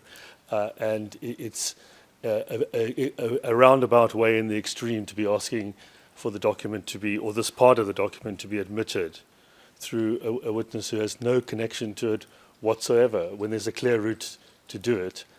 The bar table motion is an option that is available, as has already been indicated, and we'll respond to that then, but no part of it should be admitted now through this witness or marked for any identification at this stage. We join the submission, Your Honor. Yes, I joined the submissions as well and would add that the witness not only knew nothing about anything that was read to him, but also said that he doesn't know the author. And we fail to see what basis there is to admit it through this witness. And all we would respond is that this witness has served as connective tissue between the information in that book and the information in a seized Recep Salimi notebook that's already admitted into evidence, and that the connection is made from both the nicknames that are made and the commonality of both the subject of the meeting and the people that were attending. And him not having any reason to dispute the accuracy of these notes gives these 2 pages relevance and probative value now, especially considering defense lines about how Mr. Thaçi and Mr. Veseli could not do anything organizationally while abroad.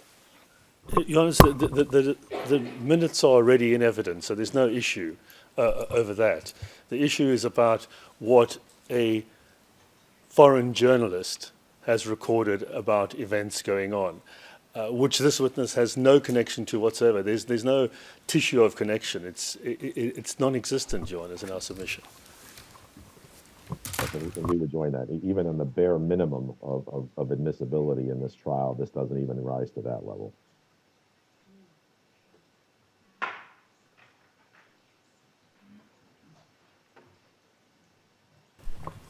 Sorry, Your Honours, I think Mr. Misicic spoke when all your headphones were off. But it's on the transcript. Yeah.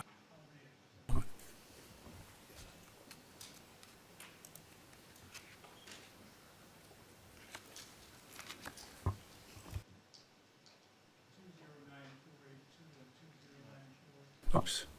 209482 and 209483 are both marked for identification. Please assign a number. Your Honours, they will be added.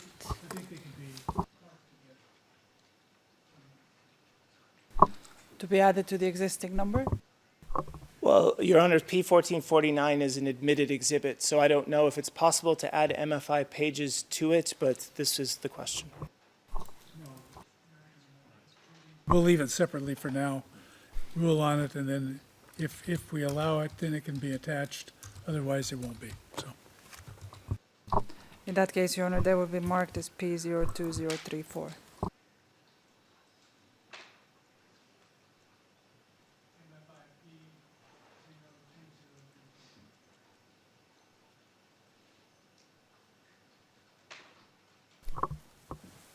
Yes, and Your Honors, I note that it's close to a break and I'm about to enter a new topic. Do you want to take the break now? Witness, we'll give you a 10-minute break at this time. Please do not speak to anyone about your testimony outside the courtroom.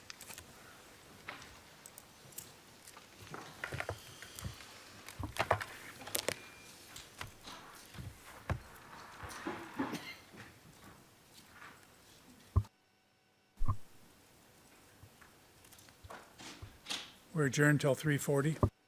All rise.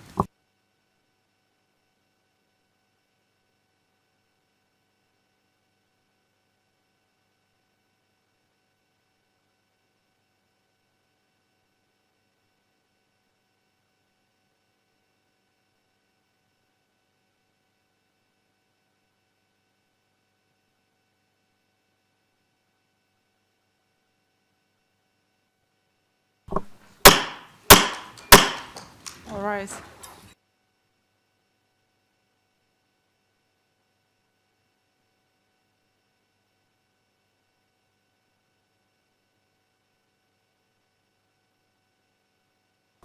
Be seated.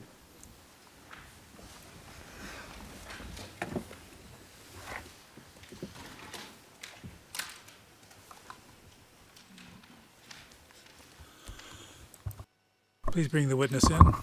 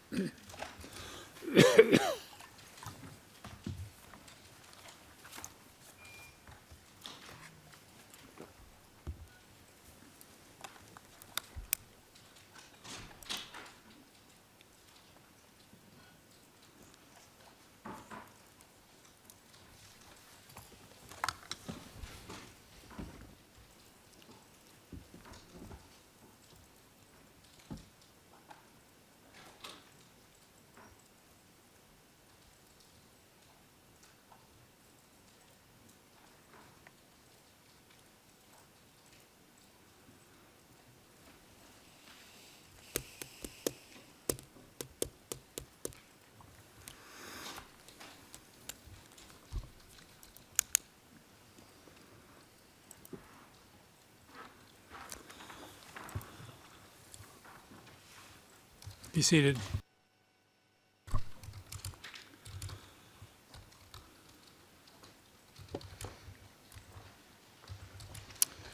You have the floor. Thank you, Your Honor. For the next line of questioning, it's going to concern confidentially classified material, and for that reason, we would ask to go into private session. Into private session, please.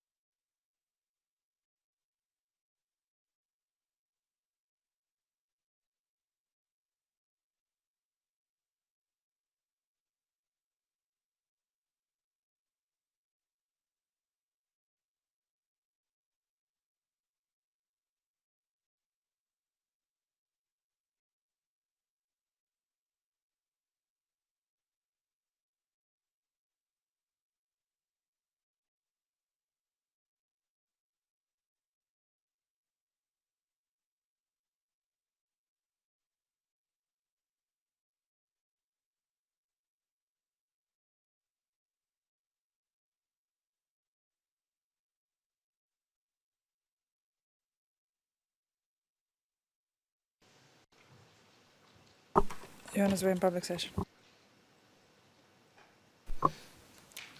Witness, I'd like to show you a different document now. If the court officer could now go to SITF 00243005 to 00243010, and this would be page SITF 00243009.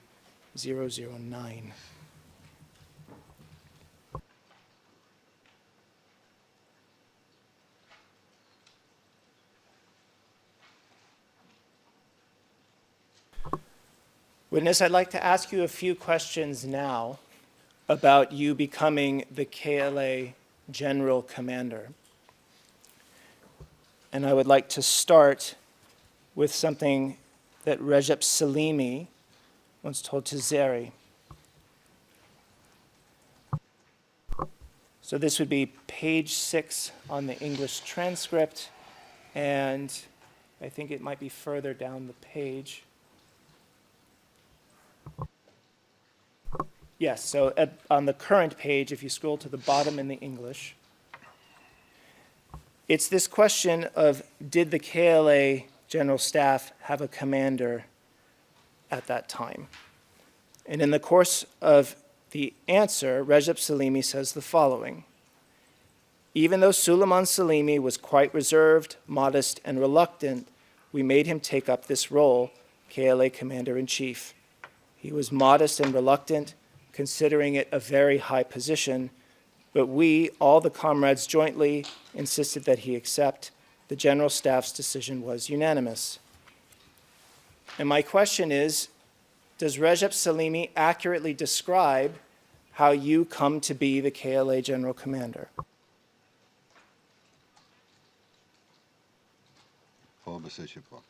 Yes, I believe so.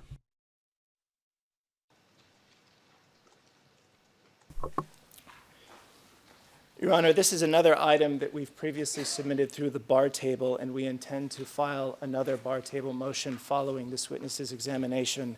But just again, in the meantime, we would ask to tender the page just commented on by the witness, which would be SITF 00243009 of this item in the meantime. Any objection? He's already read it onto the record, Your Honour. I don't see the necessity of anything further. If he wants to file a bar table, that's obviously entirely up to him. But the one or paragraph or 2 lines that the witness has spoken about do not need to be do not justify the admission of the entire interview.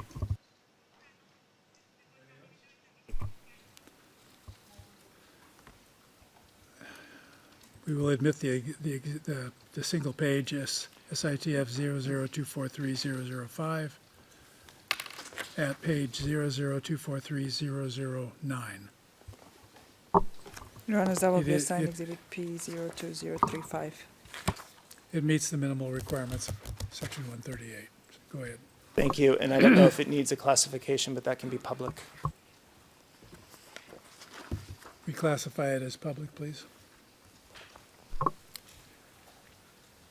Witness, I'd now like to show you P227 in English and Albanian.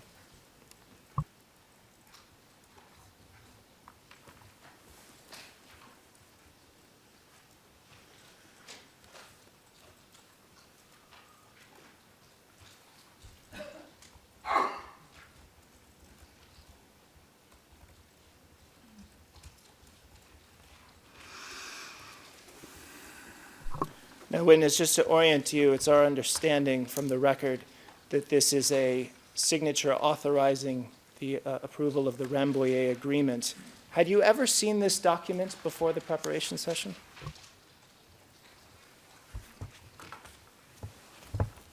Yeah. No. I think this is implied, but just to have it crystal clear, did you sign this document?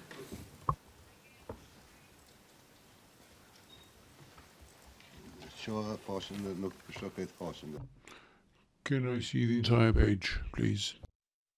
If the court officer could scroll down to the signatures on the bottom. It's fine now. No. I have no knowledge about this document and I have not signed it.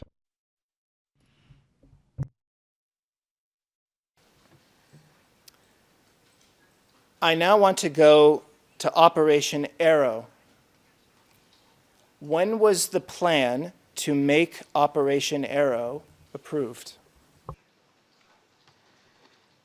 Piani për operacionin shigjeta As a general commander, I signed the plan for Operation Arrow, but I cannot remember the exact date. However, I signed it off. How long was this before you withdrew from the general commander post?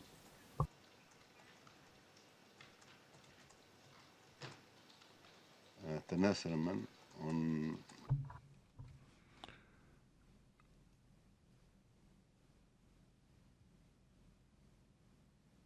I proposed that Agim Cheko be nominated instead of myself the following day.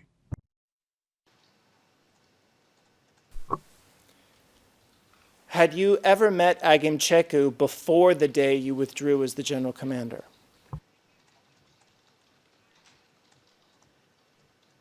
Ja, kjakash. No, this was the first meeting. So, when you proposed that Agim Cheku be nominated instead of myself the following day, who were you talking to when you proposed that? Ana kemi qenë bashk, unë Agim, Agim, myself, Hashim, and Kadri, and some other officers from Albania were together. Now, first, can you give the last names of the three people whose first names you gave in your previous answer, just so it's clear on the record? po, Yes, Hashim Thaçi, Kadri Veseli, Agim Cheko, myself, and some officers from Albania whose names I cannot remember. Now, Spiro Butka dikush tjetër. and someone else whose name I cannot recall for the time being. Now, witness, I'm not talking about all the people who were in the area at the time, but only those who were with you when you proposed that Agim Cheku be the general commander. Who else was in that conversation in addition to Agim Cheku, Hashim Thaçi, Kadri Veseli, and yourself, if anyone?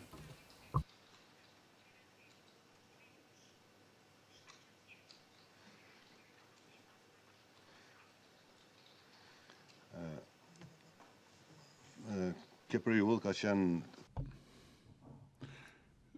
This was the period of consolidation, a time when the delegation that returned from Rambouillet was talking about consolidating the provisional government. There were other people too, and in the course of that conversation, I proposed that I be replaced by General Cheko, and that for the sake of domestic as well as international opinion, given that he had been a career officer and had the rank of general.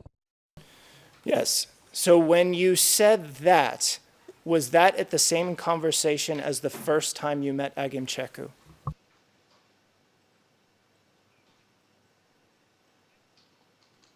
po, kjakash. Yes. First conversation you had with Agim Cheku, who else was part of that conversation with you? Nuk më kujtohet. I cannot recall. There were some other people, I think, but I can't remember who. And Your Honor, we now ask to use paragraph 89 of preparation note 2 to see if it refreshes the witness's recollection. Yes, go ahead.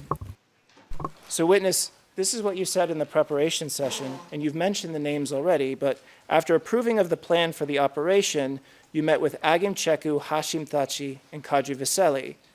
Witness, you didn't mention any other people. Is that correct, that that was the group having this conversation the first time you met Agim Cheku?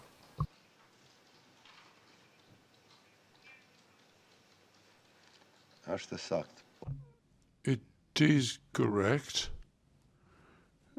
However, when I met for the first time Agim in the course of Operation Arrow, there was Mr. Spiro Budka, Shpatim Golemi, and another person. And I explained that they were the ones who were involved in planning Operation Arrow.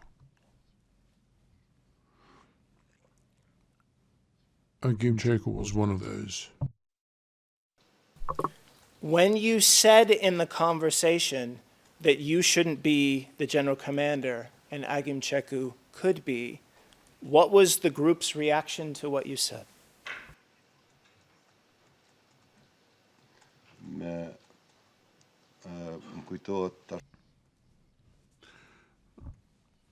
I can't recall the details, but they said, no, let us wait for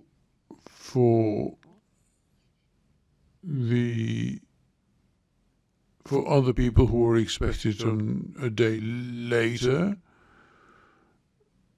But that's what I remember. I propose that it would be best for the KLA for Agim Cheku to be the one. This was a conversation that was held in the presence of both of them, Agim Cheku. Sorry, witness, you said both of them, Agim Cheku, and it trailed off a little. What was the rest of your answer? And Hashim Thaçi and Kadri Veseli. I meant these two. Part of your answer where they told you that others are coming one day later, who were the others that were coming one day later, to the extent you know?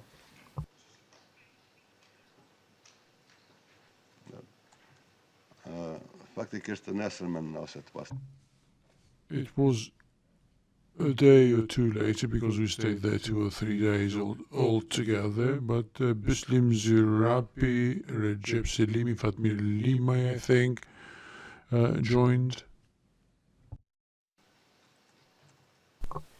Now, witness, after signing off on the plan to make Operation Arrow, did you then stay as to become part of the broader discussions creating this operation?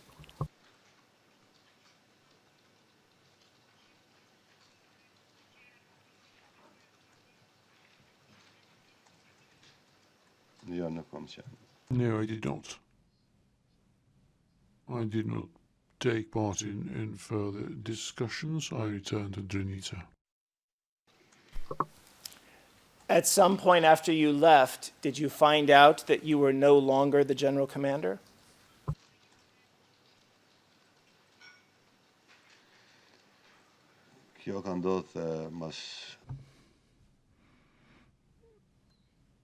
This happened sometime afterwards. There was a group who were in my company, including my wife. We returned to Drenica.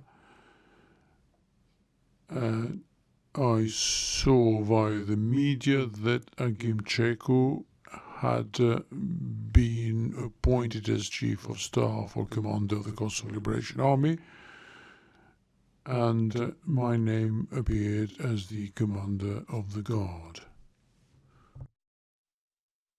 Out about the change in the general commander from the media, is that right?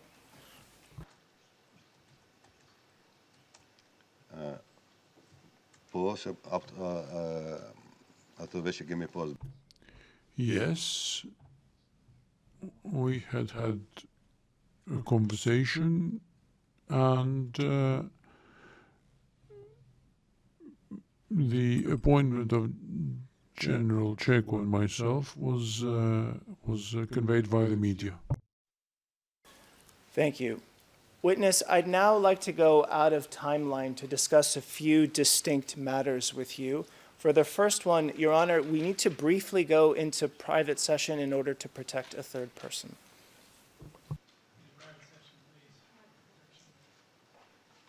Sorry. Into private session, please, for protection of a third party.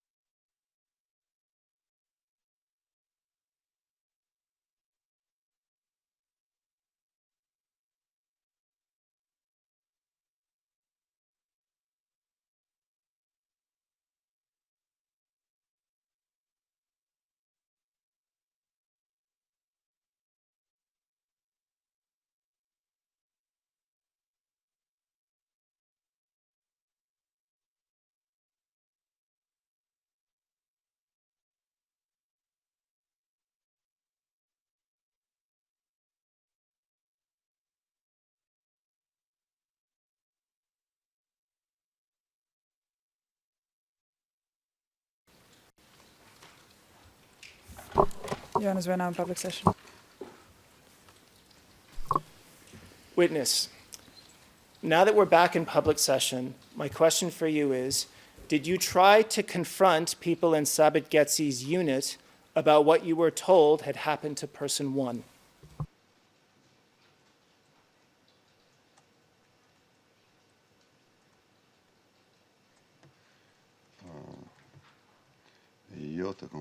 Not to confront them, but I asked for clarifications.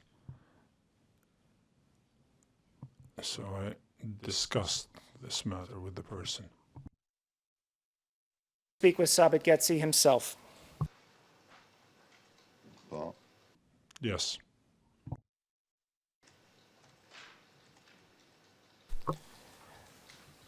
So who exactly did you speak to? Was it just him or was it others?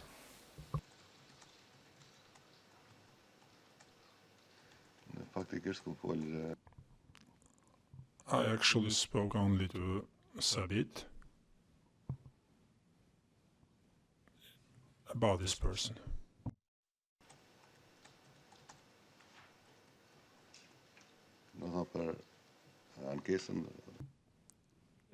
In relation to the complaint regarding person number one. Your Honor, we'd ask to go now to paragraph 76 again of preparation note 2 to clarify the inconsistency. Yes, go ahead. Now, witness, you said in your preparation session that in June 1998, you went to ask Sabit Getsy's group if they were responsible and tried to tell them they could not stay in the Drenica area. Sabit Getsy was not there. He was in Albania, but the people you spoke to said they were friends of Ismet Haja and Sabit Getsy. So, did you speak with Sabit Getsy himself, or did you speak with other people?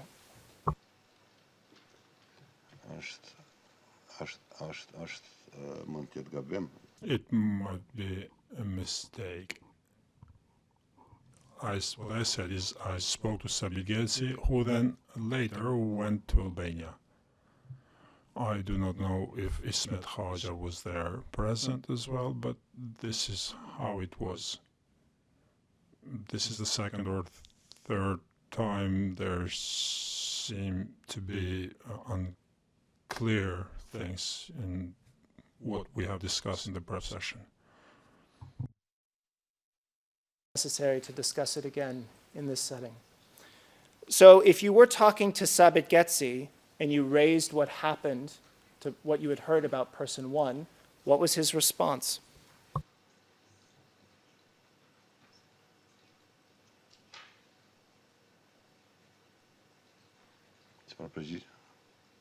What was his response? I have explained this. They invoked having acted in the name of Sheikh at the time, and the persons who were with him, one or two I don't remember, Ismet Haja I know was there, he invoked Sheikh. And I've explained this on the first occasion and during the conversation about person one in my statement. In this conversation, was it also indicated on whose behalf they were acting in Sheikh?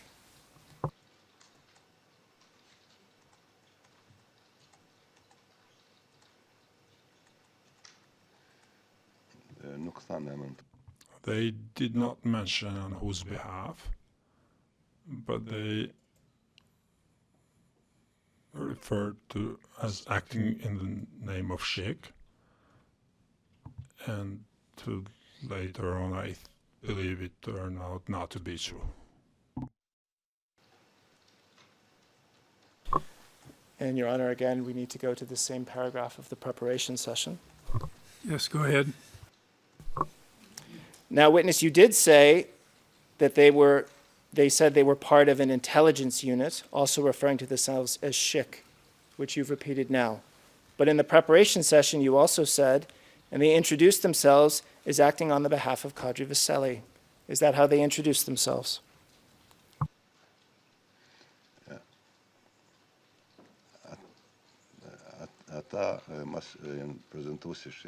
They introduced themselves as Sheikh and mentioned the name of Kadri Veseli as acting on his behalf, but they did not show any document proving this, and I asked for clarifications, explanations at the time. Did this intelligence unit of Sabit Getsy's immediately leave the area following your conversation? Your Honor, I'm concerned about the description that's been given to the unit. The question should be asked in an open way, what the nature of the unit was, and not fed in through prosecution to counsel If your giving question evidence. it's a leading question, Yes, I'll sustain the objection. Thank you, Your Honor. Now, witness, to be clear, I'm only referring to how these people referred to themselves. Did this group calling themselves Sheikh, did they immediately leave the area following your conversation?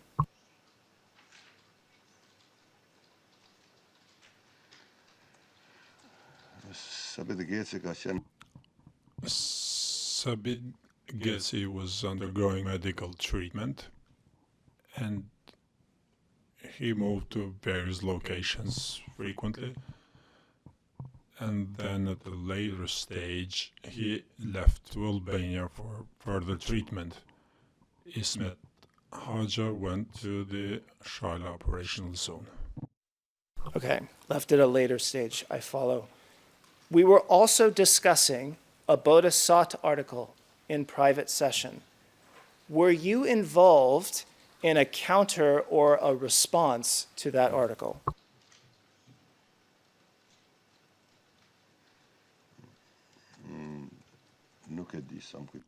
I do not know, to my recollection, whether I was involved in that article. Was there a kind of counter write-up to the Boda Sot article we were discussing in private session?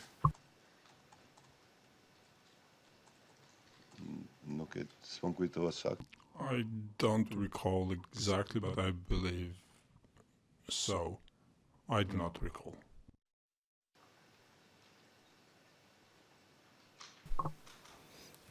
Now, Your Honors, we'd like to go to one of the witness's unadmitted prior statements in order to refresh the witness's recollection. If we could please go to pages SITF 000-31870 to 000-31871. Those are the specific pages, and I believe the first page of the item is 000-31869.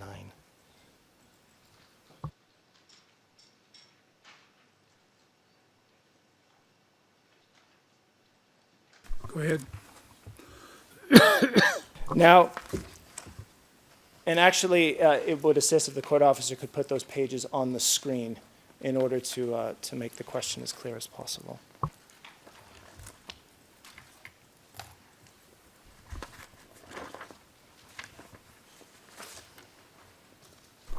So if we scroll to the bottom of the page on 31870,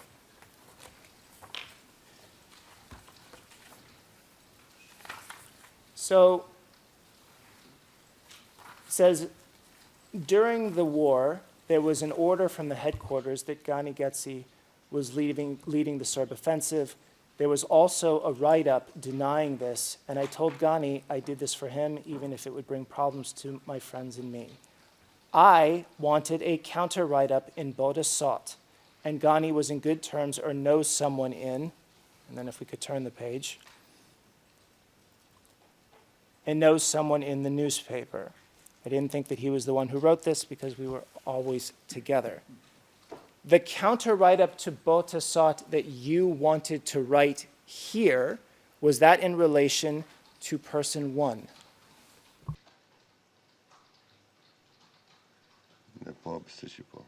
I believe so, yes. And why did you want to make a counter write-up?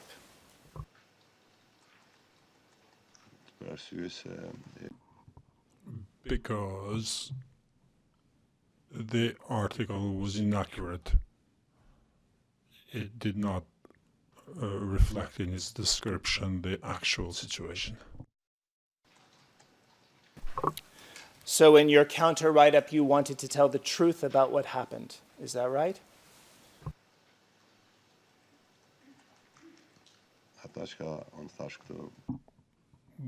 What I said here.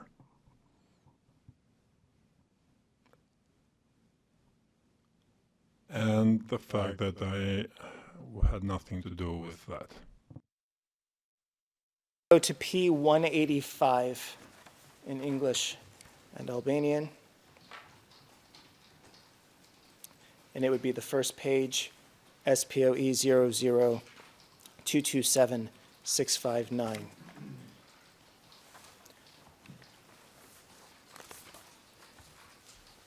And witness, this was not an item shown to you in the preparation session, but I wanted to show it to you and ask a couple of questions. You can see it on the screen now. It says clarification, and then there are lines like, I have mentioned before that Sabit Getzi was taking orders from the general staff, not from me. At the time when I was commander of the Drenica operational zone, he was chief of the intelligence service of the KLA. It has your name on the end of this page, and there's also an article of Gani Getzi on the next page. Is this your Bodasat counter write-up?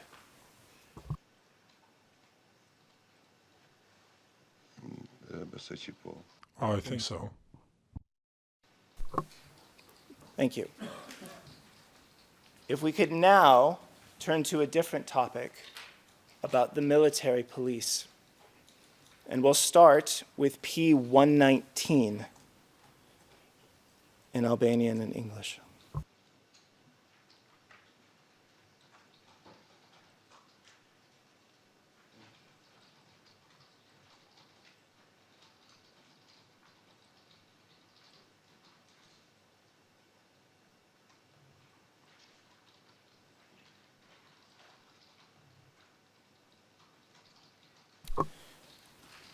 Now, witness, you were questioned by the ICTY trial chamber about this document, and you told the ICTY that Shaban Shala signed this on your behalf. Is that correct?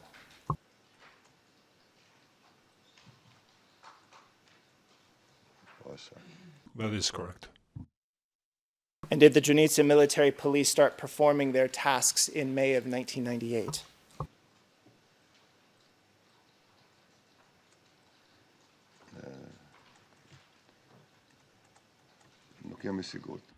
I am not certain, but the preparations, so I don't know whether this is accurate. This document is signed by Shaban Shala, though. Now, witness, is that you know that this is inaccurate, or do you have any reason to dispute its contents?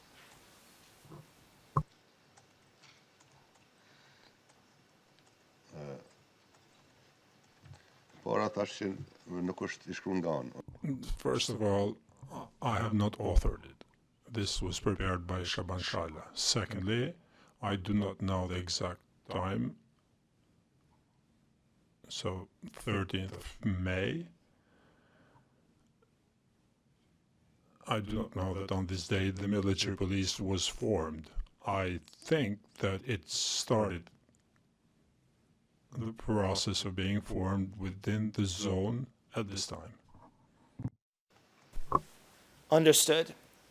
Now, witness, were you involved in KLA fighting at the Lapushnik Gorge?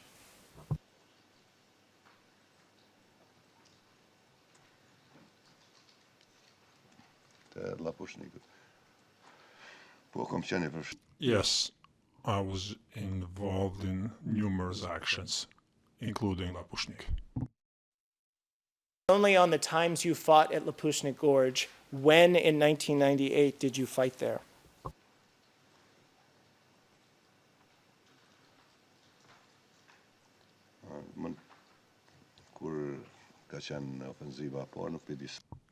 During the first offensive, I do not know the exact dates now. You might have the dates. And therefore we would know exactly the period of time we're talking about, but I do not seem to be able to remember the dates. As if we could use paragraph 85 of the preparation note 2 to refresh recollection. Yes, go ahead. Thank you, witness. This is what you remembered last week about the dates. Do you want to clarify something now?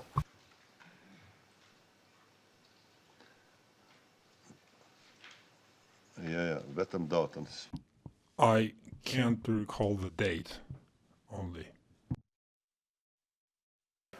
Is that you took part in the fighting at Lapushnik Gorge in May of 1998, and you can't remember if you fought there once or twice in the course of that month, and you have no personal knowledge of any other battles at that location.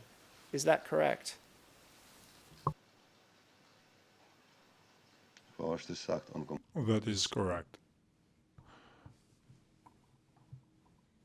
I took part in the fighting in Lapushnik. What I said is that I do not recall the exact date.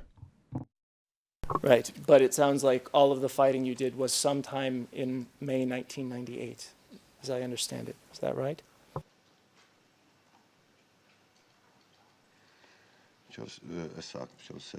Correct. I personally took part in the fighting from the first day of the Serb forces penetrating the gorge of Lapushnik. And this will be the last thing we do today. If P1745 can be put back on the screen, and this would be page 6D000772 in English, and page SPOE 00360-476. Witness, this is something you said in the part of your Zeri interviews that you said was correct earlier today, and I just wanted to ask you a question about it now before we break for the day.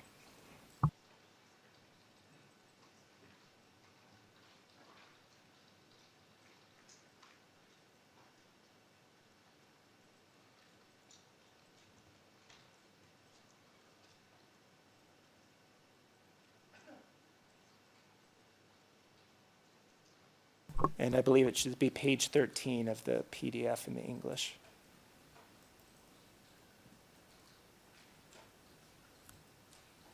Yes, thank you. So you're asked, the battle for the gorge of Lapushnik presents one of the key moments of the war. What was the contribution of the units of your zone in this battle? And you give an explanation. As part of that explanation, you say, the other units, commanders, and fighters, such as Femi Ladrossi, Ilaz Derguti, Sami Lushtaku, Dibral Fili, Rasim Kachina, and the UCK military police unit led by Sahit Yashari, and many others participated in the Battle of the Lapushnik Gorge. So Sahit Yashari's military police unit was active as early as May of 1998. Isn't this what you said to Zeri?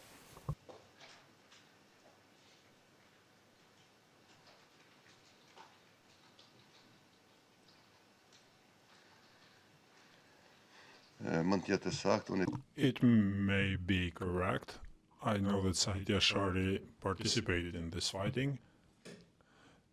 Now, was there military police, or what was its level of development at this time? I don't know. What I know is that we participated together in this fighting, including Sahit Yashari and many others.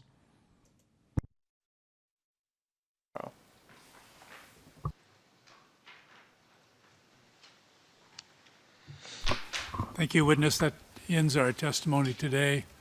You'll be excused now. We'll start again tomorrow at 9 in the morning.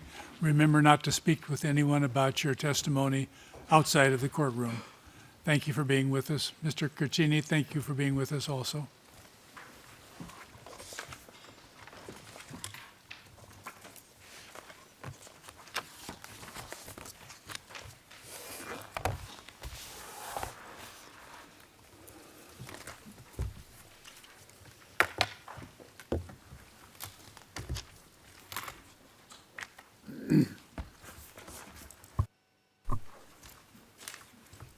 You're right at about 4 hours. What is your plan for tomorrow? Yes, we'll finish in the first session, Your Honor. All right, we'll see you all tomorrow. We're adjourned until 9 a.m. All rise.